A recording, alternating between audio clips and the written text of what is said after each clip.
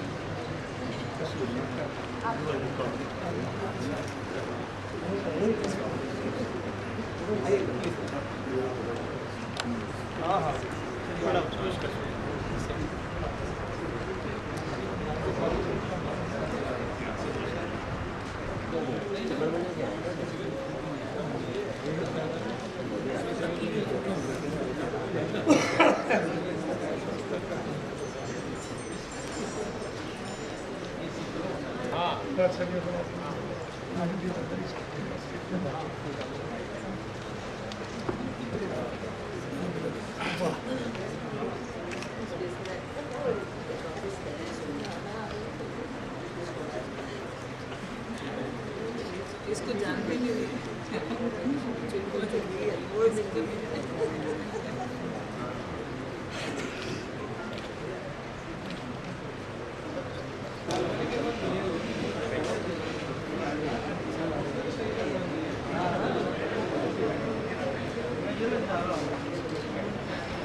चल ठीक है भाई, बस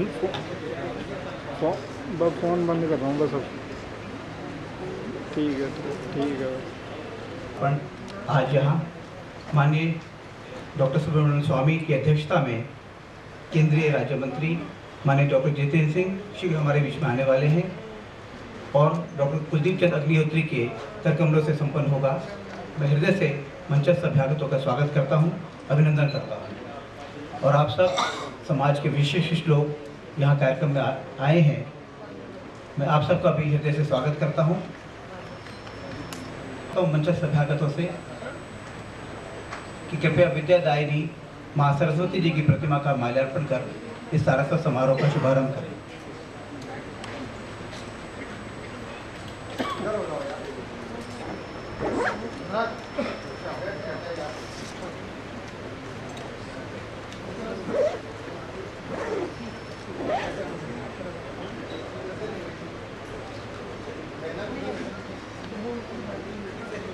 इधर का हो जाओ ना यार, स्टैंड भी हो गया राइट साइड।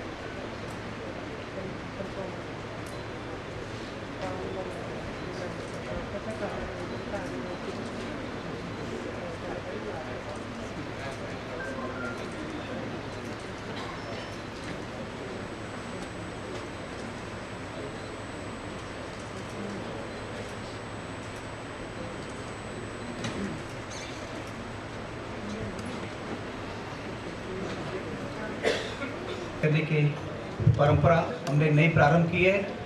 हम पुष्पगुच्छ के स्थान पर पुस्तक संच से मंचस्थ अभ्यागतों का स्वागत करेंगे।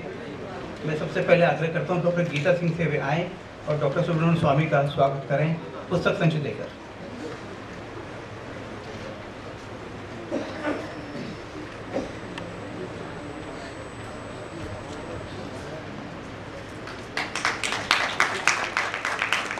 भाव प्रकाशन के श्री अभिषेक जी से मैं आग्रह करता हूँ वे आए आज के उत्सव मूर्ति माननीय इंद्रेश जी का स्वागत करें पुस्तक संच से।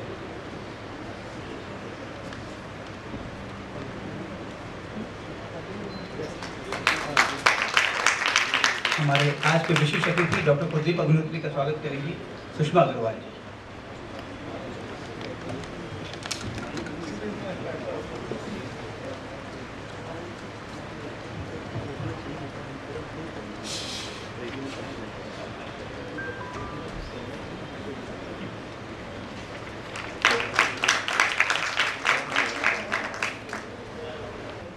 ये माननीय इंद्रेश जी की वर्षों के चिंतन मनन की प्रक्रिया का एक परिणाम है। उन्होंने समाज के विविध विषयों पर अपनी तीक्ष्ण दृष्टि रखी और उस पर बेबाक टिप्पणी दी। ऐसे उनके लेख, भाषण, उद्बोधन, उनका संकलन कई वर्षों से इस पर काम चल रहा था और उसके केंद्र में कुछ लोगों की प्रमुख भूमिका थी, डॉक्टर गीता सिंह, श्री जोयाल जी और अंततः डॉक्टर कुलदीप अग्निहोत्री जी। भारी व्यस्तता के बावजूद डॉक्टर कुलदीप अग्निहोत्री ने इन पुस्तकों के संपादन संशोधन में विशेष भूमिका निभाई और अंततः ये पुस्तकें आज प्रकाशित हो पाई। हिमाचल प्रदेश केंद्रीय विश्वविद्यालय धर्मशाला के कुलपति डॉक्टर कुलदीप अग्निहोत्री किसी परिचय के मोहताज नहीं हैं। वे मूलतः एक शिक्षक हैं, पत्रकारिता से भी जुड़े रहे। बाल्यकाल से ही राष्ट्रीय विचारों को समर्पित होकर अखिल भारतीय विद्यार्थी परिषद से वे संबद्ध हुए। पंजाब में भारतीय जनसंघ के विभाग संगठन मंत्री रहे। आपातकाल में जेल में बंद रहे। तिब्बत की स्वतंत्रता के पक्ष में उन्होंने मुखरता से आवाज़ उठाई। आप अनेक शैक्षिक संस्थानों में उच्च पदों को सुशोभित करते रहे। अनेक सामाजिक सांस्कृतिक संगठनों में उनकी सक्रिय भूमिका रहती है। आप राष्ट्रवादी लेखन के प्रखर हस्ताक्षर हैं और आपकी 15 से अधिक पुस्तकें प्रकाशित होकर प्रशंसित हैं। मैं डॉक्टर कुलदीप अग्निहोत्री से आग्रह करता हूँ कि आएँ, हमें संबोधित करें।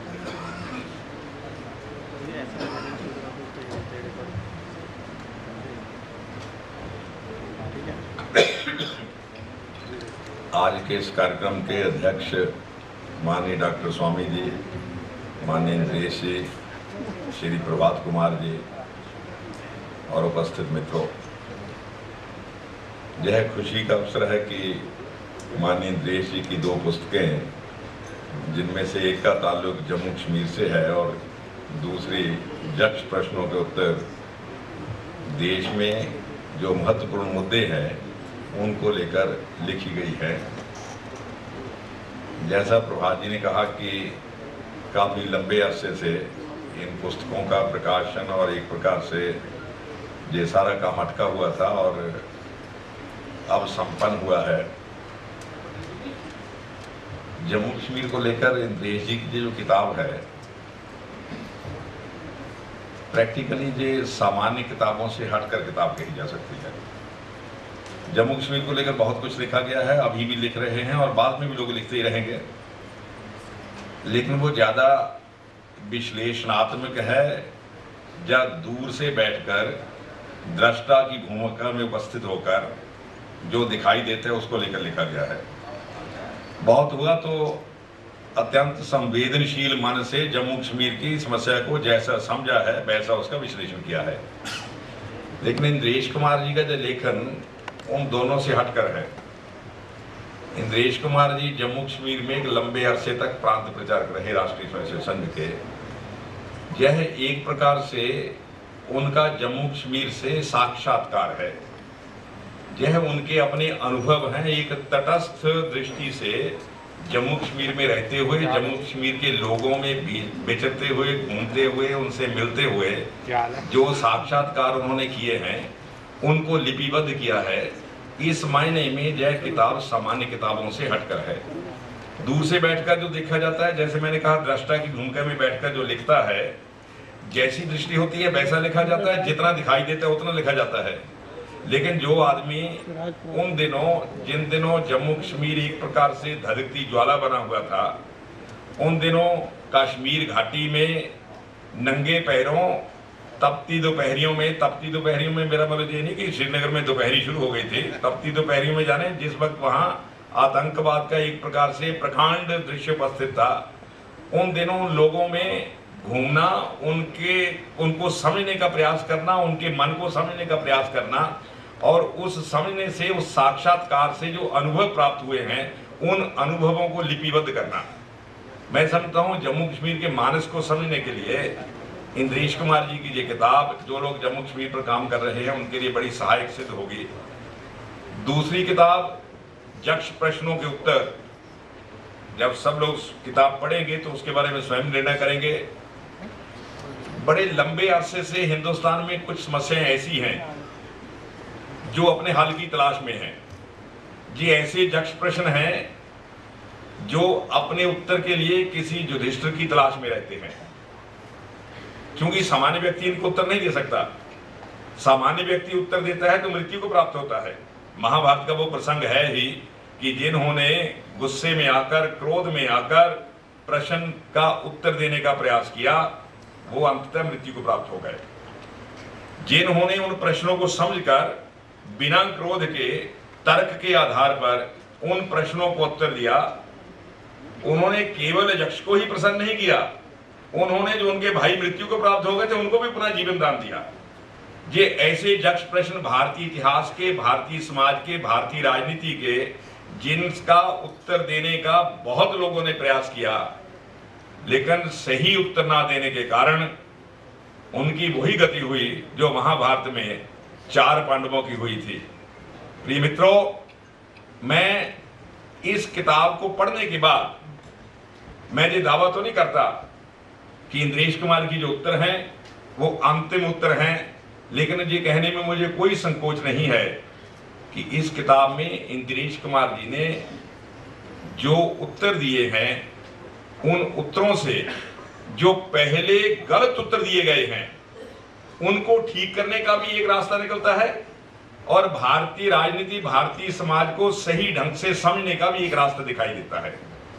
इसलिए ये दोनों किताबें, जम्मू कश्मीर की किताब भी और यक्ष प्रश्न का उत्तर, दोनों किताबें जो लोग भारतीय इतिहास को समझना चाहते हैं और भारत की वर्तमान समस्याओं से वाबस्ता होना चाहते हैं, उनके लिए ये दोनों किताबें पढ़ना बहुत अनिवार्य है। मुझे ये कहने में कोई संकोच नहीं है कि ना तो जम्मू कश्मीर से, ना तिब्बत से मेरा कभी कोई वास्ता रहा था। मुझे इंद्रेश कुमार जी ने ही इन प्रश्नों से जोड़ा था।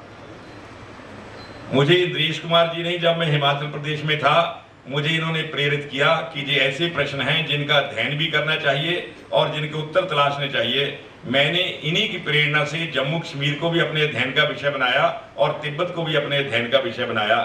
मुझे ये सार्वजनिक रूप से स्वीकार करते हुए अत्यंत प्रसन्नता होती है कि हिंदी साहित्य के एक विद्यार्थी को, जिसका इन सामाजिक प्रश्नों से कोई वास्ता नहीं था, उसको ईश्वर प्रेरित किया। इसलिए आज ये दोनों किताबें जो इनकी छप कर आई हैं, उसमें जैसे प्रभात जी ने कहा, भाई मेरी भूमिका कुछ नहीं है, मेरी भूमिका केवल इतनी है कि मैंने उनको छपने से पहले पढ़ा है और उस पढ़ने से ही मुझे एक नई दृष्टि प्राप्त हुई है। जैसे जम्मू कश्मीर वाली किताब पर मैंने कहा, ये इनके अनुभव के साक्षात्कार हैं। उन अनुभव के साक्षात्कारों को आप किताब के हर पन्ने पर महसूस कर सकते हो।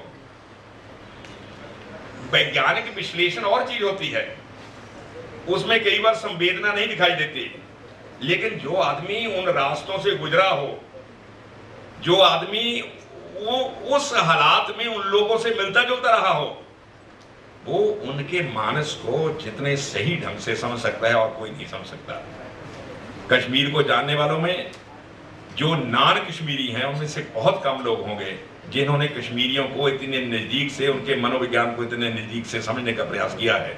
इसीलिए इंद्रेश कुमार जी इस किताब में भी बार बार आशा व्यक्त करते हैं कि कश्मीर की समस्या कश्मीरी मानस के मनोविज्ञान को समझ लेने की है। जिस दिन हम उनके मानस के मनोविज्ञान को समझ लेंगे, उस दिन कश्मीर समस्या हमारे लिए समस्या नहीं रहेगी और उसका स्वतः हल निकल आएगा। प्रिय मित्रों, मुझे इन किताबों से किसी न किसी रूप में संबंध होने का अवसर प्राप्त हुआ। मैं इसके लिए अपने आप को सौभाग्यशाली मानता हूं और एक बार फिर सभी से अनुरोध करूंगा। वैसे तो किसी को ये कहना कि ये किताब पढ़ो आजकल बड़ा खतरनाक काम है, लेकिन फिर भी मेरा सभी से अनुरोध है कि ये किताबें ऐसी हैं जो इन दोनों प्रश्नों को समझने के लिए नई दिशा देगी। मुझे आपने ध्यान से सुना, प्रभात जी ने मुझे बुलाया, मैं आपका बहुत आभारी हूँ। धन्यवाद। जय भारत। धन्यवाद डॉक्टर कुलदीप जी। आप इस पुस्तक के प्रत्येक शब्द से परिचित हैं, एक एक शब्द आपकी निगाह से निकला है, उसके बाद ही प्रकाशित हुआ है। मैं आभारी हूँ आपके लिए। हमारे मध्य में केंद्रीय राज्य मंत्री माननीय डॉक्टर जितेंद्र सिंह जी आ गए हैं। मैं आग्रह करता हूँ सरला सिंह जी से आए, पुस्तक संयुक्त से उनका स्वागत करें।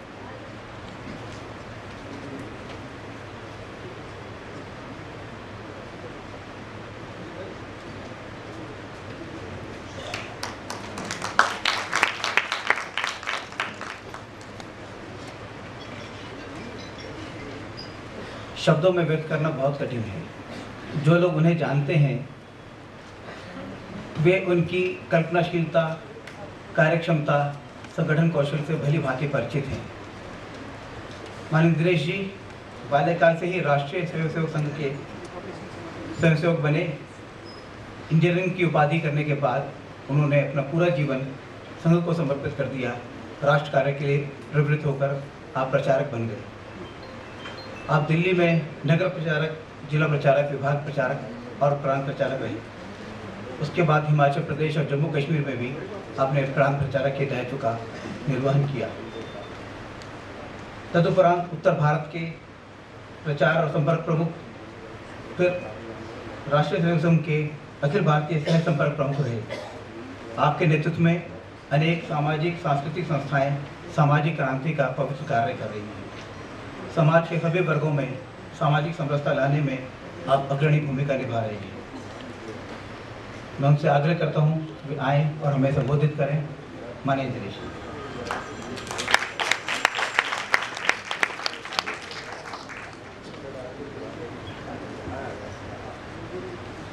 आज के इस सुंदर कार्यक्रम पर उपस्थित मंच की शोभा बढ़ा रहे सर्वश्री डॉक्टर जितेंद्र सिंह जी, डॉक्टर सुब्रमण्यम स्वामी, वैसे सब डॉक्टर ही हैं, सर्वश्री डॉक्टर भी कहा जा सकता है, कुलदीप चंद जी अग्निहोत्री, जिन्होंने प्रकाशन किया, प्रभात जी जब बहुत शिशु थे तब से मेरा परिचय है इनके साथ। मैं दिल्ली में आया था। सामने बैठे हुए भाइयों और बहनों, पत्रकार बंधुओं, मेरे से अनुमति लेकर और मेरे को दिखाकर ये पुस्तकें छापते तो शायद 5-10 साल और लग जाते, परंतु जिन लोगों ने मेहनत की, मुझे तो इन्होंने बताया कि हमने तय कर लिया ये छापना है, तो मेरे पास कोई पर्याय नहीं था चुप रहने के अतिरिक्त। फिर छपकर नामकरण कर लिया और कहते हैं ये हैं, जरा आप देख लो कोई ऐसी मिस्टेक ना हो जो तकलीफ देने वाली हो। ये पुस्तकें उन सब की सद्भावनाओं का प्रयत्न है। मेरा अपना इसमें इतना ही योगदान है कि मैंने समय समय पर जो लिखा था वो बिखरा हुआ था, इन्होंने उसमें से काफ़ी कुछ कलेक्ट कर लिया और काफ़ी कुछ बचा हुआ, इसलिए शायद ये आगे और 1-2 पुस्तकें निकालने के सपना लिए हुए हैं, शायद साकार हो जाएगा इनका। 2-4 बातें कहूँगा इस समय। कश्मीर, पाकिस्तान और चीन सुरक्षा को लेकर बहुत संक्षिप्त में कहूँगा, पुराने इतिहास का कुछ भी पृष्ठ समर्पण नहीं करूँगा, परंतु पुराने की 2 बातें याद करूँगा छोटे में। पहली बात, सन 1947 में हिंदुस्तान को आज़ादी कांग्रेस ने नहीं दिलवाई, कांग्रेस ने हिंदुस्तान को विभाजन दिया। हमने डॉक्यूमेंट ऑफ पार्टीशन पर सिग्नेचर किए हैं, डॉक्यूमेंट ऑफ इंडिपेंडेंस पर सिग्नेचर नहीं किए। 15 अगस्त 1947 को जब तिरंगा लहराया गया लाल किले पर, प्रश्न खड़ा होता है बापू से क्यों नहीं लहराया गया और बापू ने क्यों नहीं लहराया। दूसरा खड़ा होता है बापू उस जश्न में सम्मिलित क्यों नहीं हुए। तीसरा, बापू ने उस स्वतंत्रता की प्राप्ति पर संदेश क्यों नहीं दिया? क्योंकि उनके जीवन का सबसे बड़ा सपना साकार हो रहा था। बापू ने कहा था, मेरी लाश पर से भारत का विभाजन होगा। उनको किन परिस्थितियों ने मजबूर किया कि उन्होंने उस विभाजन को रोकने के लिए कोई कदम नहीं उठाया, उसके अतिरिक्त मौन रहे। बापू बहुत शक्तिशाली थे। अगर वो अमरण अनशन पर बैठ जाते, ब्रिटेन, माउंटबेटन, मोहम्मद अली जिन्ना, मुस्लिम लीग, कांग्रेस, पंडित नेहरू की हिम्मत नहीं थी कि वो भारत विभाजन के डॉक्यूमेंट पर साइन कर सकते। कांग्रेस ने भारत के पार्टीशन के डॉक्यूमेंट को रिजेक्ट क्यों नहीं कहा? उन्होंने ये क्यों नहीं कहा कि हमारे सामने भारत की स्वतंत्रता का प्रस्ताव लाइए, आप जाइए, हम भाई लोग लड़ते हैं, हम अपना फैसला अपने आप कर लेंगे। मैंने जानबूझकर कुछ प्रश्न दिए हैं, ये सत्य है, हम असत्य में 70 वर्ष से जी रहे हैं। कांग्रेस ने डिवीजन टू द नेशन दिया, इंडिपेंडेंस टू द नेशन नहीं दिया। डिवीजन में जो भारत मिला, लोग धक्के मारेंगे, पत्थर मारेंगे, गालियां देंगे, इसलिए उन्होंने कहा यही आज़ादी है। 3 करोड़ लोग उजड़े थे, 10 लाख लोग मरे थे, 4 लाख बहू बेटियों ने जहर खाकर, छुरा घोंपकर, कुओं में छलांग लगाकर अपनी इज्जत बचाई थी। 6 लाख से अधिक लोग कन्वर्ट हुए थे। परंतु उसके बाद बड़ा विचित्र गाना बना, दे दी आज़ादी बिना खड़क बिना ढाल। मुझे गांधी स्मृति ने बुलाया था, इस सरकार के ना, तो पिछली सरकार की। तो मैंने वहाँ कहा था, अगर बापू जीवित होते तो वो इस गाने को बनने देते कि नहीं देते। अगर बापू जीवित होते तो इस गाने को गाने देते कि नहीं देते। गाते तो उनके पास एक छोटा हथियार था, बड़ा ताकत होता, वो अमर अनशन पर बैठ जाते, क्योंकि हमने 2 करोड़ 72 लाख बलिदान दिए।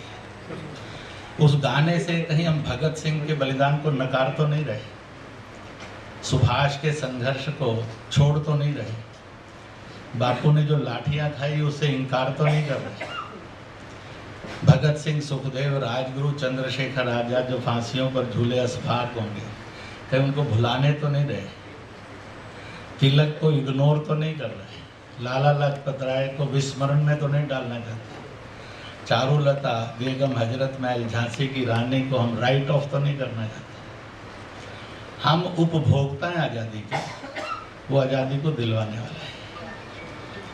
और इसलिए मैं इस गाने को बहुत प्रारंभ से, आज से नहीं, मेरे किसी कार्यक्रम में गाने लगे तो मैं रुकवा देता। मैंने कहा उन्होंने आज़ादी दिलवाई, कीमत दी, मैं और आप उपभोग कर रहे हैं, तो कम से कम इतना अन्याय और अत्याचार तो नहीं करें कि उनकी सारी कीमत को हम नकार दें गाने के अंदर, हुआ भी। इसलिए कभी कभी सत्य को समझना और खोजना ये बड़ा महत्वपूर्ण होता है।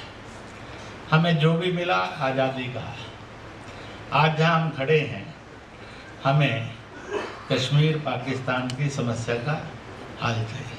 मैं 17 साल रहा, 3 बार आतंकवादियों ने अपहरण करने की कोशिश की, 2 बार हत्या करने की कोशिश की। कर देते तो मेरा भी काम बंद हो जाता, छुट्टी हो जाती, आपका भी सिर दर्द नहीं रहता। पर दे फेल, क्योंकि उनको भगवान से अनुमति नहीं थी कि वो कुछ खेल सके हमसे। मैंने इसलिए बहुत नज़दीक से खेला है, देखा है, भुगता है उसको, पढ़ा नहीं है केवल, मैंने उसको खेला है, देखा है और भुगता है। और उसकी समस्या के समाधान के अंदर सेना के साथ, सरकार के साथ, इंटेलिजेंस के साथ, जनता के साथ, सिस्टम के साथ कदम से कदम मिलाकर, रिस्क लेकर उसको मैंने जूझा है। और जानकारियां लेने के लिए कोई भी रास्ते अपनाने थे तो वो भी अपनाए।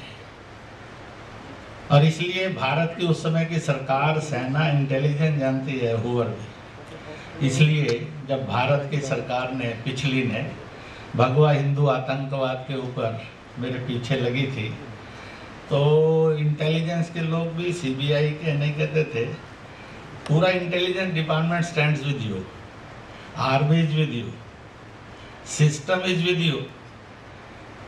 फिर मैंने कहा आप भी देशभक्त हो जाओ या ड्यूटी भक्त हो जाओ, चापलूसी छोड़ दो, तो आप भी सब मेरे भक्त होंगे, मुझे कोई प्रॉब्लम नहीं। और इसलिए इसको समझना।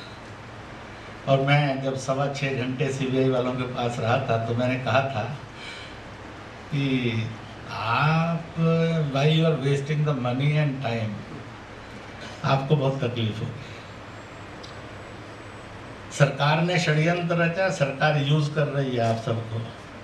जब कब समझ में आएगा मुझे मालूम नहीं है, पर आपको समझना पड़ेगा।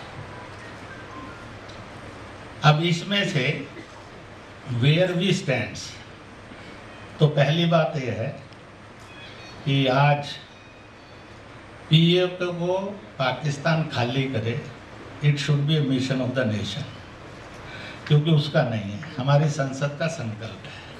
इसलिए quit PoK movement is the basic need, कि पाकिस्तान पीओके को खाली करे। दूसरा, हमने वहाँ जो 24 विधानसभा की 6 विधान परिषद की सीटें हैं, जो 70 साल से कुर्सियाँ खाली पड़ी हैं और केवल कपड़ा लगता और साफ होती रहती हैं, रेत मिटता रहता है, उन पर वह आदमी बिठा देने चाहिए, आइदर बाय इलेक्शन और विद नॉमिनेशन। क्योंकि वो कश्मीर ये कहता है कि मैं 70 साल से मैंने पाकिस्तान ज्वाइन नहीं किया है, उसका झंडा नहीं लिया है, उसका रेडियो स्टेशन नहीं लिया है, उसकी असेंबली को मैंने मान्य नहीं किया, मैंने उस देश को मान्य नहीं किया है, और वो मुझे कुचल रहा है। और आप हिंदुस्तान के लोग कहते हैं कि ये हमारा है, हमारा है, हमारा, तो हमारे का कोई तो साइन दिखाओ ना, ये आपकी सहानुभूति है। कश्मीर वाले कहते हैं वो एकीकृत कश्मीर होना चाहिए, तो एकीकृत कश्मीर के लिए कभी तो कोई आंदोलन, धरना, प्रदर्शन करिए साहब। इसलिए आफ्टर 70 ईयर हमें पूरे डिस्कोर्स जाना है, 370-35 से आगे निकल जाना है। We want PoK with us, और कश्मीर घाटी में ये आंदोलन चलना चाहिए और देश में भी चलना चाहिए। मुस्लिम मंच से चर्चा हुई इस बार 9 अगस्त से 15 अगस्त तक, 14 अगस्त तक उन्होंने हिंदुस्तान में 124 कार्यक्रम किए, पाकिस्तानी पुतला जलाते हुए कि पाकिस्तान पीओके खाली करे। 12,000 से अधिक मुसलमानों ने पार्टिसिपेट किया। दे स्टार्टेड फ्रॉम कश्मीर घाटी, फ्रॉम कुपवाड़ा, इसको शुरू किया। इसलिए offence is the best defence, इसलिए we should not go with defence, we should go with offence. कि जाना है, कर सकते। मास्को से दिल्ली आते हुए बाईपास प्रधानमंत्री आए और लाहौर चले गए। कहा कि 47 से पहले हम यहाँ बैठते थे और चाय पीते थे, हमारे बुजुर्ग लोग। मैंने सोचा मैं भी चाय पी आता हूँ, और बता दिया कि हो सकता है कभी दिन ऐसा आ जाए हम खेलते खेलते में यहीं आकर परमानेंट रहने के लिए फिर चले आए, क्योंकि 47 से पहले रहते, इसलिए हमें कोई सेना लेकर आने की जरूरत नहीं है और परमिशन की भी जरूरत नहीं है। It belongs to us, it is our. कई बार बोला नहीं जाता है, बताया जाता है। तुम पत्थर दोगे, तुम बंदूक दोगे, तुम बम दोगे, तुम झंडा दोगे, कुछ अलगाववादी, आतंकवादी, पैसा दोगे और ये सारा करोगे। अगर हमने ये तय कर लिया बलूच से, पख्तून से, सिंधियों से, मुजफ्फराबादियों से, गिलगित बाल्टिस्तान आदि आदि वालों से हम भी बात करेंगे, हमारा हाई कमिश्नर भी बात कर सकता है इन द सेम पॉइंट्स। अगर उसने बात की तो दुनिया के नक्शे पर से पाकिस्तान चला जाएगा साहब, और कश्मीर टूटेगा नहीं, कश्मीर मोर इंटीग्रेट हो जाएगा। इसलिए मैंने बातिश जो पुराना कमिश्नर था उसको यही कहा था, अगर तुम्हें लगता है पत्थरबाज, गोलीबाज, बमबाज, झंडा वाला और अलगाववादी से बात करना ये आपका कर्तव्य है, तो पुराने हिंदुस्तानियों से और आज के पाकिस्तान में पीड़ित पाकिस्तानी मुसलमानों से बात करना हमारा भी धर्म बन गया। पर हमने जिस दिन इस क्वाइन में बात की तो पाकिस्तान ढूंढना पड़ेगा, जैसे 47 से पहले नहीं मिलता था। तो इसलिए पाकिस्तान को डिसाइड करना है, भारत द्वेष पर जिंदा रहना है कि भारत के साथ मित्र बनकर रहना है।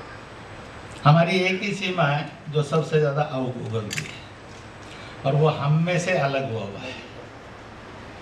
तो इसलिए हम चाहते हैं फ्रेंडली हो जाए, सेना की जरूरत नहीं पड़े, पुलिस आ जाए, वो भी जिए हम भी जिएंगे, साझा व्यापार कर सकते, टूरिज्म कर सकते, करेंसी कर सकते, नो प्रॉब्लम। और अगर नहीं किया तो ये पक्का मानकर चलो। इसलिए now the movement has started with 2 lines, join everybody with that movement. वो है, चाहे जन्मे अखंड भारत में या खंडित भारत में, हे प्रभु मृत्यु हो अखंड भारत में। पूरा वेजिटेरियन स्लोगन है सर। हमने नहीं कहा पाकिस्तान तेरा बेड़ा करे। अब ये भगवान की इच्छा है, वाहेगुरु की इच्छा है, काली की इच्छा है, कि फकीर की इच्छा है, कि बुद्ध की इच्छा है, कि महावीर की इच्छा है, कि नानक की इच्छा है कि वो पाकिस्तान की उम्र छोटी करेगा कि हमारी बढ़ाएगा। हमारी चॉइस है जो हमने भगवान को दे दी। हमने लड़का नहीं मांगा, नौकरी नहीं मांगी, घर मकान नहीं मांगी, कोई भी स्वार्थ नहीं मांगा, प्योर निस्वार्थ है। वो डिसाइड करना है कि उसको किस रास्ते से समझना है या खत्म होना है। अगर द्वेष में से वो चीन के पास गया तो आप मानकर चलो 5 साल के बाद पाकिस्तान को चीन के खिलाफ रिवोल्ट होना पड़ेगा या फिर उसको उसका गुलाम होना पड़ेगा, कोई रोक नहीं सकेगा। और इसलिए, और चीन तो सबने देख ही लिया, पहले धमकी दी रिश्ते बिगड़ जाएंगे, फिर कहा कि अंजाम बुरा होगा, फिर कहा देखो बड़ा खतरनाक है, फिर कहा युद्ध होगा, फिर कहा छोटा युद्ध पक्का होगा, अंत में कहा हम वापिस चलते हैं। ब्रिक्स में मुंह की खाई। जनता ने तय किया है कि सरकार जिस रास्ते से डील कर रही है द बेस्ट है, so we congratulate the government on Pakistan issues and the China issues. वो बेस्ट कर रही है, तो जनता ने भी कुछ करना चाहिए। इसलिए उसने कहा चीनी माल नो नो नो, हिंदुस्तानी माल यस यस यस, चीनी माल तलाक तलाक तलाक, और हिंदुस्तानी माल प्यार प्यार प्यार। कहते हैं बीवी को 3 बार तलाक किया तो जेल जाना पड़ेगा, और चीन को प्यार किया तो भारत गुलाम हो जाएगा। दोनों पाप अपराध है, वो नहीं करने चाहिए। परंतु इसमें से एक छोटी मूवमेंट की चर्चा करते हुए इस पर से बात समाप्त कर दूंगा। बापू ने कहा चरखा चलाओ सूत का तो आज़ादी मिलेगी। सुभाष ने कहा जय हिंद गुंजाओ आज़ादी मिलेगी। तिलक ने कहा उत्सव मनाओ धर्म पर चलो आज़ादी मिलेगी। राम रहीम ने, रसखान ने, के कबीर ने, के मीरा ने कहा ईश्वर भक्ति को समर्पित कर दो, स्वतंत्रता आएगी, सम्मान आएगा। सावरकर ने कहा विदेशी होली जलाओ आज़ादी मिलेगी। विवेकानंद ने, दयानंद ने, अंबेडकर ने, डॉक्टर हेडगेवार आदि आदि, राजा राम मोहन राय वगैरह ने कहा सोशल रिफॉर्म लाओ आज़ादी मिलेगी। तो ऐसे अनेक आज़ादी के रास्ते थे। किसी ने कहा सेना बनाओ, किसी ने कहा बम मारो, किसी ने कहा फांसी चढ़ो, आज़ादी मिलेगी। पर एक बात जरूर है, आज़ादी के जो नशे में थे वो बहुत अजीब लोग थे। उनको फांसी चढ़ने और गोली खाने में भी अच्छा लगता था, डरते नहीं थे, रोते नहीं थे, मुस्कुराते थे, और चेहरा शायद उस समय उनकी जिंदगी का सबसे हसीन चेहरा होता था। इसलिए love to the motherland, love to the nation, commitment to the nationalism, ये आदमी की रियल हैप्पीनेस है। लोग इस रास्ते पर गए। तो इस प्रकार से इसमें से तो फिर क्या करना। 5200 पहले 5 साल के एक बच्चे ने भी और जुल्मों से मुक्ति और गुलामी से आज़ादी की तरफ बढ़ने के लिए एक नारा दिया था। इतिहास उसको कान्हा कहता है, कृष्ण कहता है। कंस अत्याचारी था, पहला सोशल बाइकॉट, उसके पास न्याय लेने के लिए कोई नहीं जाएगा। दूसरा इकोनॉमिक बाइकॉट, उसको दूध दही घी मक्खन सब्जी नहीं बेचेंगे। सारी जनता उसके साम्राज्य की उसके एंटी खड़ी कर दी, और जब 8 साल की उम्र में आए तो उसको छुट्टी दे दी। और इसलिए हम भी एक चीज सोच सकते हैं ऑन दैट लाइन्स, प्रतिदिन अपनी पूजा के अंदर अपने सोच में इस चीज को कमिटमेंट में लाए। हे ईश्वर, पाकिस्तान, कश्मीर, कैलाश मानसरोवर, तिब्बत, संपूर्ण हिमालय चीनी क्रूरता और पाकिस्तानी आतंक से मुक्त हो। फिर जो मंत्र आता है उसको 5 बार पढ़ देना, ओम नमः शिवाय, ओम नमो अरहंतानम, एक ओंकार सतनाम वाहेगुरु। इसमें से जो देश के अंदर ऊर्जा आएगी वो आज की सत्ता के उस बात को स्थापित कर देगी, सबका साथ सबका विकास। इसलिए no conflict on religion, religious conflict नहीं रहेंगे, सोशल कन्फ्लिक्ट्स नहीं रहेंगे, जो एक डिसइक्वलिटी है उसके कन्फ्लिक्ट्स खत्म हो जाएंगे। अमीर गरीब का नहीं रहेगा, पढ़े लिखे अनपढ़ का नहीं रहेगा, गांव शहर जंगल वाले का नहीं रहेगा। क्योंकि एक बात पक्का मानकर चलना चाहिए। मैं अभी झारखंड में था और छत्तीसगढ़ में था, पत्रकारों ने मेरे से पूछा, मैंने कहा हम 126 करोड़ लोग इस देश के आदिवासी हैं। मैं नगरीय आदिवासी हूँ, ये ग्रामीण आदिवासी है, ये वन का आदिवासी है, ये जनजातीय है, ये अनुसूचित जाति है, ये ग्रामीण का है, ये शहर का है, और हम सब आदिवासी हैं और हम ही मूलवासी हैं। अगर हम आदिवासी और मूलवासी नहीं हैं तो you have no right to live here, फिर आप विदेशी हो जाते। इसलिए कंसेप्शन शुड बी क्लियर, और इसलिए हिंदुत्व को लेकर होगा, भ्रष्टाचार को लेकर होगा।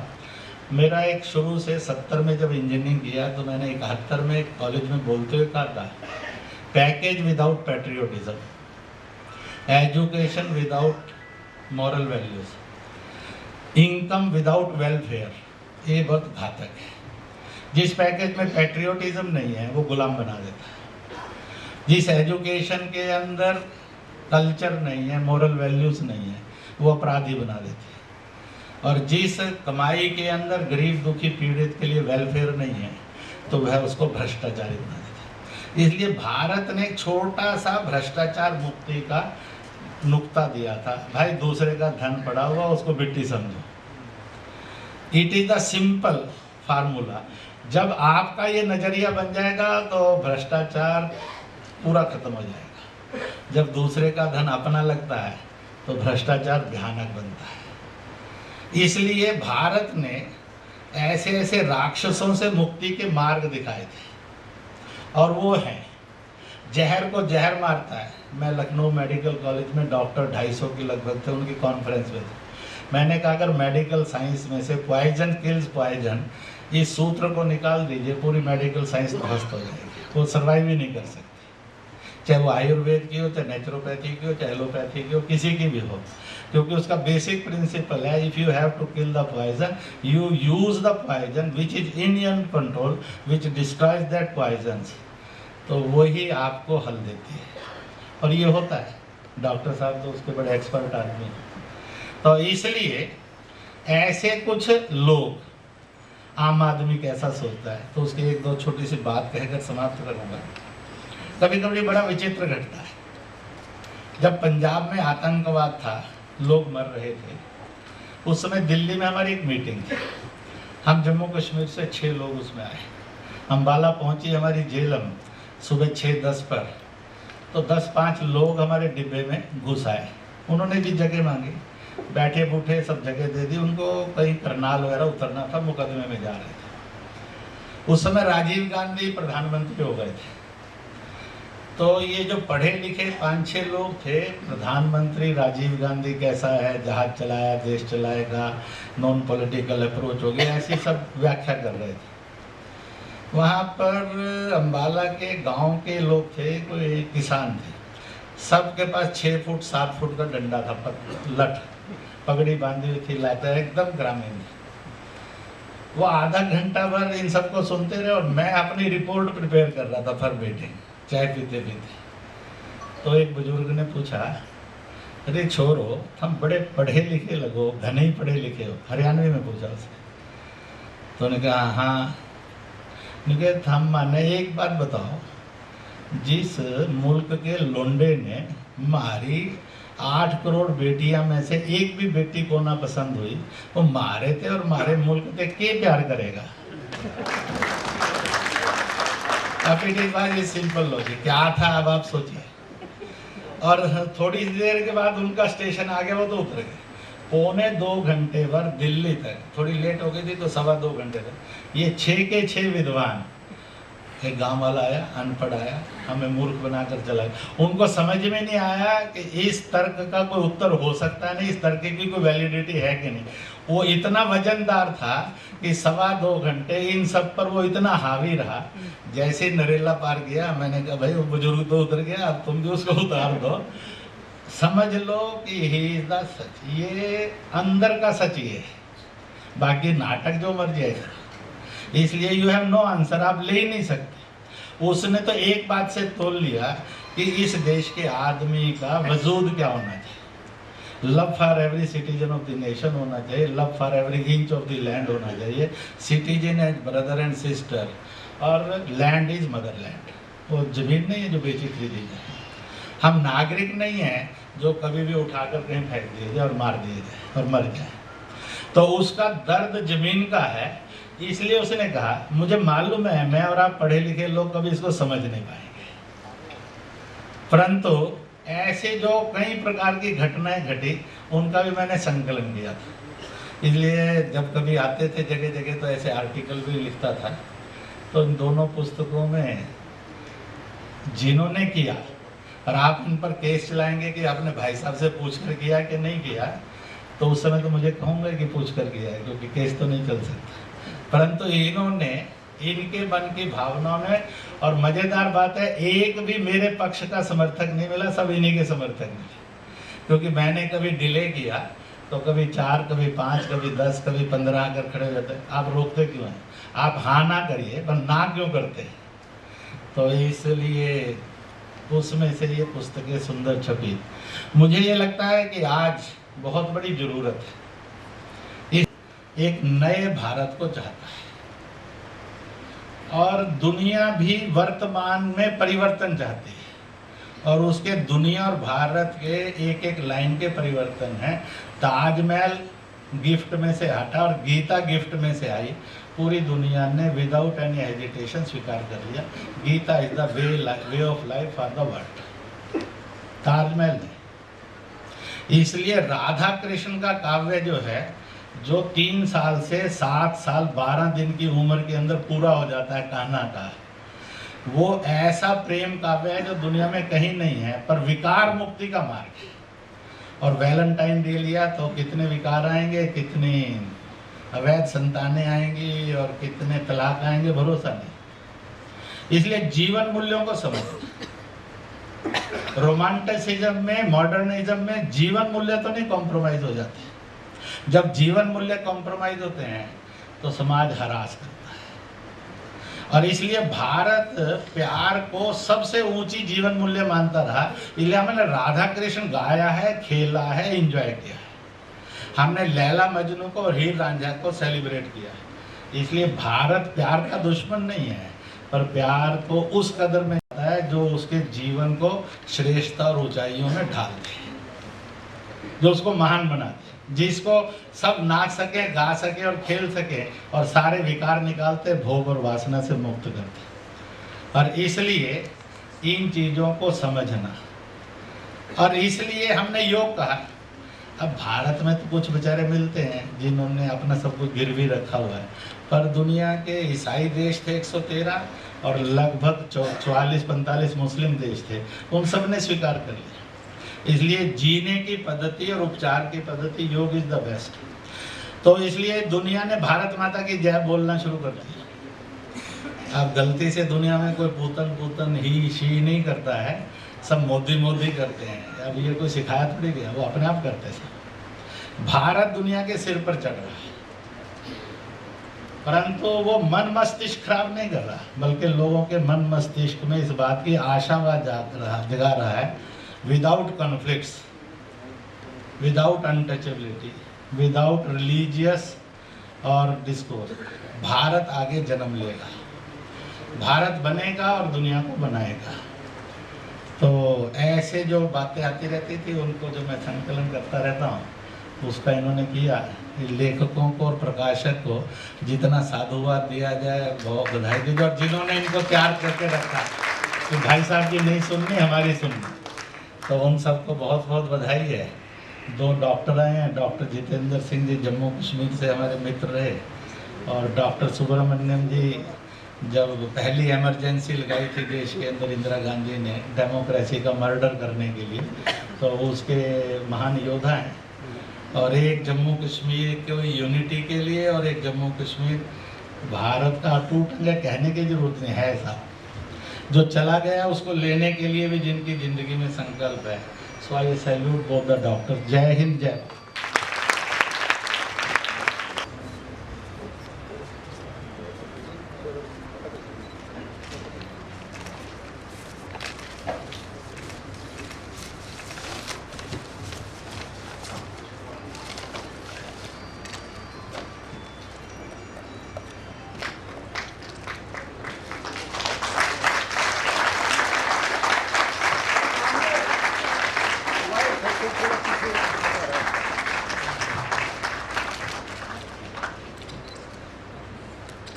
भारत।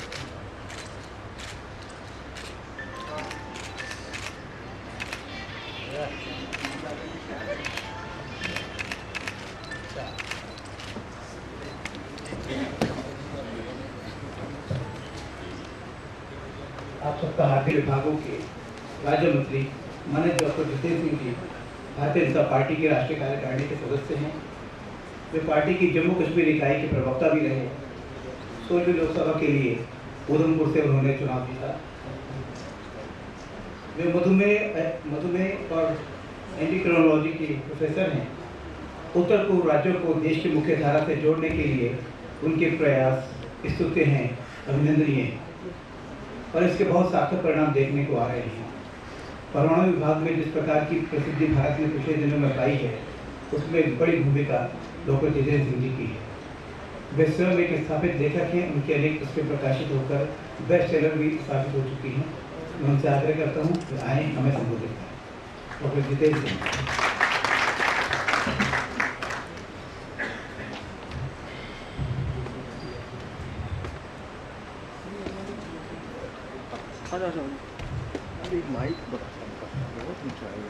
मंच पर आसीन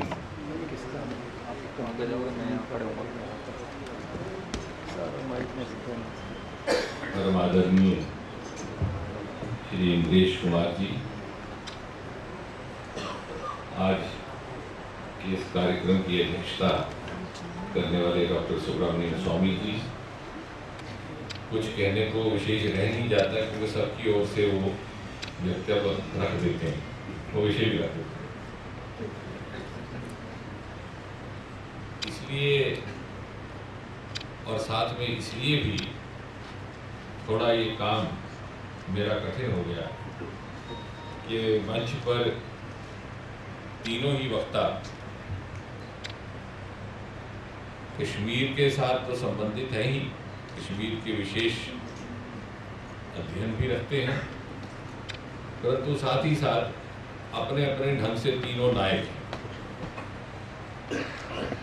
इंद्रेश कुमार जी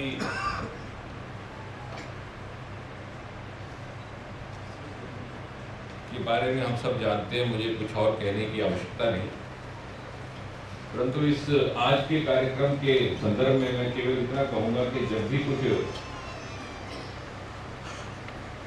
उनके कहने या उनके द्वारा लिखे हुए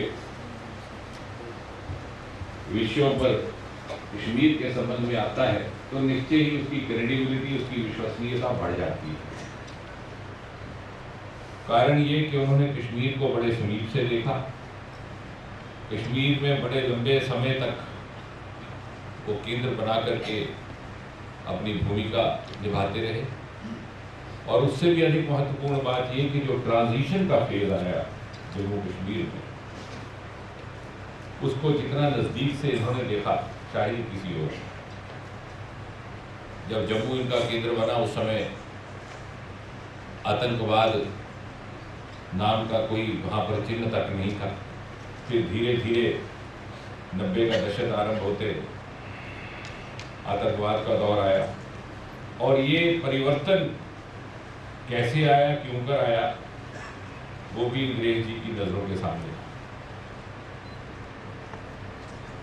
ये शोधकर्ता भी हैं, प्रयोगकर्ता भी हैं, और क्या क्या करता है वो इसी से प्रमाणित हो गया कुलकर्णी जी ने कहा कि साहित्यकार को इतिहासकार भी बना सकते।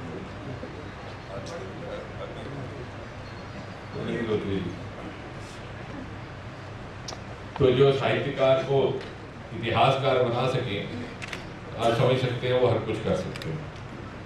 मुझे भली भांति स्मरण है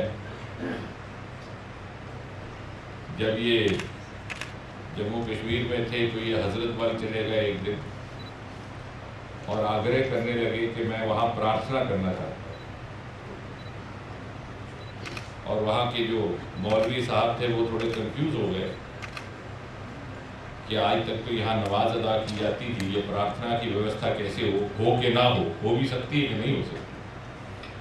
तो भाई इंद्रेश कुमार जी ने उन्हें कहा कि आप अपना समय लेकर के निर्णय कर लीजिए, विचार कर लीजिए, कोई पुस्तकों इत्यादि को कंसल्ट करना है तो वो भी कर लीजिए कि कहीं लिखा है कुरान शरीफ में कि यहाँ प्रार्थना नहीं कर सकते तो मैं वापस चला जाऊँगा। तो फिर कुछ समय बीता, उन्होंने आपस में सलाह मशवरा किया, चर्चा की, अंत में उन्होंने सोचा कि इस विषय को और मुश्किल ना बनाया जाए।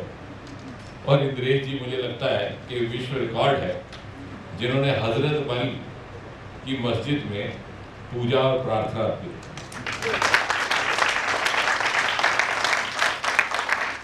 क्योंकि मुझे बड़े कई वर्षों से इनके साथ संपर्क में रहने का सौभाग्य प्राप्त हुआ, करीब से देखने का भी अवसर रहा, बहुत कुछ सीखने का भी।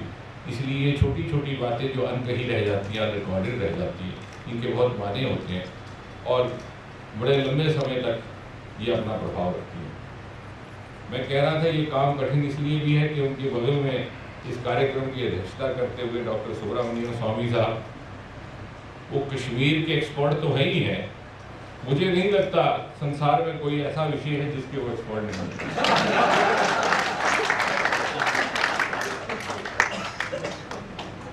शायद वो दिन कभी आए ना जब उनका परिचय देते हुए कहा जाए कि ये ऐसा विषय है जिसके डॉक्टर स्वामी एक्सपर्ट नहीं है, फिर भी इन्हें आमंत्रित किया। इस तरह के डॉक्टर सुब्रमण्यम स्वामी, ये करके आना ही एक गर्व की बात है और जिंदगी भर आदमी उसका किस्सा लोगों को सुनाता रहता है। ऐसे विश्वविद्यालय में ये एक विख्यात प्रोफेसर के रूप में जाने गए, माने गए और इन्होंने भारत का गौरव बढ़ाया। लेकिन उससे भी महत्वपूर्ण बात यह है कि उतने ही अच्छे ये इतिहासकार और कानूनदान, और यदि कभी अवसर मिले तो अगली तारीख में कोर्ट में जाकर के इनकी जरा सुनिएगा। एक ऐसा व्यक्ति जिसने कभी औपचारिक तौर पर लॉ की डिग्री प्राप्त नहीं की हुई, बड़े बड़े वकीलों के छक्के छोड़ा। मुझे लगता है he is a gifted person और ये गॉड गिफ्ट। ऐसा सामान्यता नहीं होता, आम आदमी कर भी नहीं सकता। आप हम चाहे कितने भी हम ज़हीन हो, प्रतिभाशाली हो, योग्य हो, परिश्रम हो, ये परमात्मा की देन है। इनको किसी भी काम में हाथ डालते हैं योग्य। मैं और मेरी पीढ़ी के लोग लड़कपन से इनके मुरीद रहे, हमारे ये हीरो रहे। इंद्रेश जी ने अभी उल्लेख किया इमरजेंसी का, तो हम तब नए नए कॉलेज में आए थे और ये हमारे स्टार तो थे, सुपरस्टार ये उस दिन बने जब इनका कार्यकाल समाप्त हो रहा था संसद में, और इंदिरा जी की ये योजना थी कि किसी न किसी तरह से संसद से इनसे निजात हासिल की जाए, वरना स्वामी जी से छुटकारा पाना आसान नहीं। तो उन्होंने इनके गिरफ्तारी के वारंट जारी किए थे। ये उस दिन अंडरग्राउंड थे और सब इस प्रतीक्षा में थे कि वो जो अवधि काल होता है जिसके अंतर्गत एक न एक बार संसद में हाजिरी लगानी पड़ती है, नहीं तो सदस्यता कैंसिल हो जाती है, उस तारीख की प्रतीक्षा कर रहे थे और इमरजेंसी का समय। और जब वो दिन आया और बीता तो बाद में पता चला कि सुब्रमण्यम स्वामी जी भेष बदल करके शर्लॉक होम्स की तरह पार्लियामेंट हाउस में घुसे, हस्ताक्षर किए और बाहर चले गए। तो ये सुपरस्टार बन गया। मुझे सौभाग्य रहा इनका उस समय से सुनने का जब ये भिन्न भिन्न विश्वविद्यालयों में जाकर के इकोनॉमिक्स अर्थशास्त्र के विषयों को लेकर के भाषण भी करते लेक्चर देते, और हम सब लोग जो शायद अर्थशास्त्र से संबंधित नहीं थे, क्योंकि मैं तो विज्ञान का विद्यार्थी था, परंतु चूंकि स्वामी जी बोल रहे हैं इसलिए हम इनके कार्यक्रम में सम्मिलित रहते। तो इस तरह के दूसरे विद्वान और अग्निहोत्री जी, जिन्होंने थोड़े ही समय में कश्मीर का इतना गहराई से अध्ययन कर लिया कि बहुत से प्रश्न जम्मू कश्मीर को लेकर के जिनका या तो अभी तक जवाब नहीं आया था या जिनके बारे में बहुत सी विडंबनाएं थी, उसका इन्होंने उत्तर निकाल डाला। मुझे अवसर रहा अभी कुछ ही मास पहले या लगभग 1 वर्ष पहले इन्होंने महाराजा हरि सिंह पर जो पुस्तक रची है, मुझे लगता है कि अपने ढंग की पहली ऑथेंटिक किताब, और मैंने बहुत जगह जा कर के कहा कि एक प्रकार की महाराजा हरि सिंह के ऊपर लिखी हुई एक रेफरेंस किताब के रूप में हमारे सामने आई है। आने वाले समय में शोधकर्ताओं के लिए भी ये काफ़ी लाभकारी साबित होने वाली है। इंद्रेश जी ने बहुत से विषयों पर बात की। मैं अपने आप को जम्मू कश्मीर के विषय पर ही सीमित रखूँगा, नहीं तो ये वार्ता लंबी हो जाएगी। पुस्तकों का विषय जो है उस पर ही, जैसे मैंने कहा कि क्योंकि इन्होंने जम्मू कश्मीर को नज़दीक से देखा, नज़दीक से झेला भी और उस पर प्रयोग भी किया, इसलिए निश्चय ही इनके अनुभवों पर जो कुछ भी लिखा गया है इसका महत्व और अधिक बढ़ जाता है। इन्होंने कुछ एक अपनी वार्ता में जैसे कहा कि स्टोरी और एक बहुत सी जो गलतियां हुई जम्मू कश्मीर में, उनको लेकर के विवरण किया।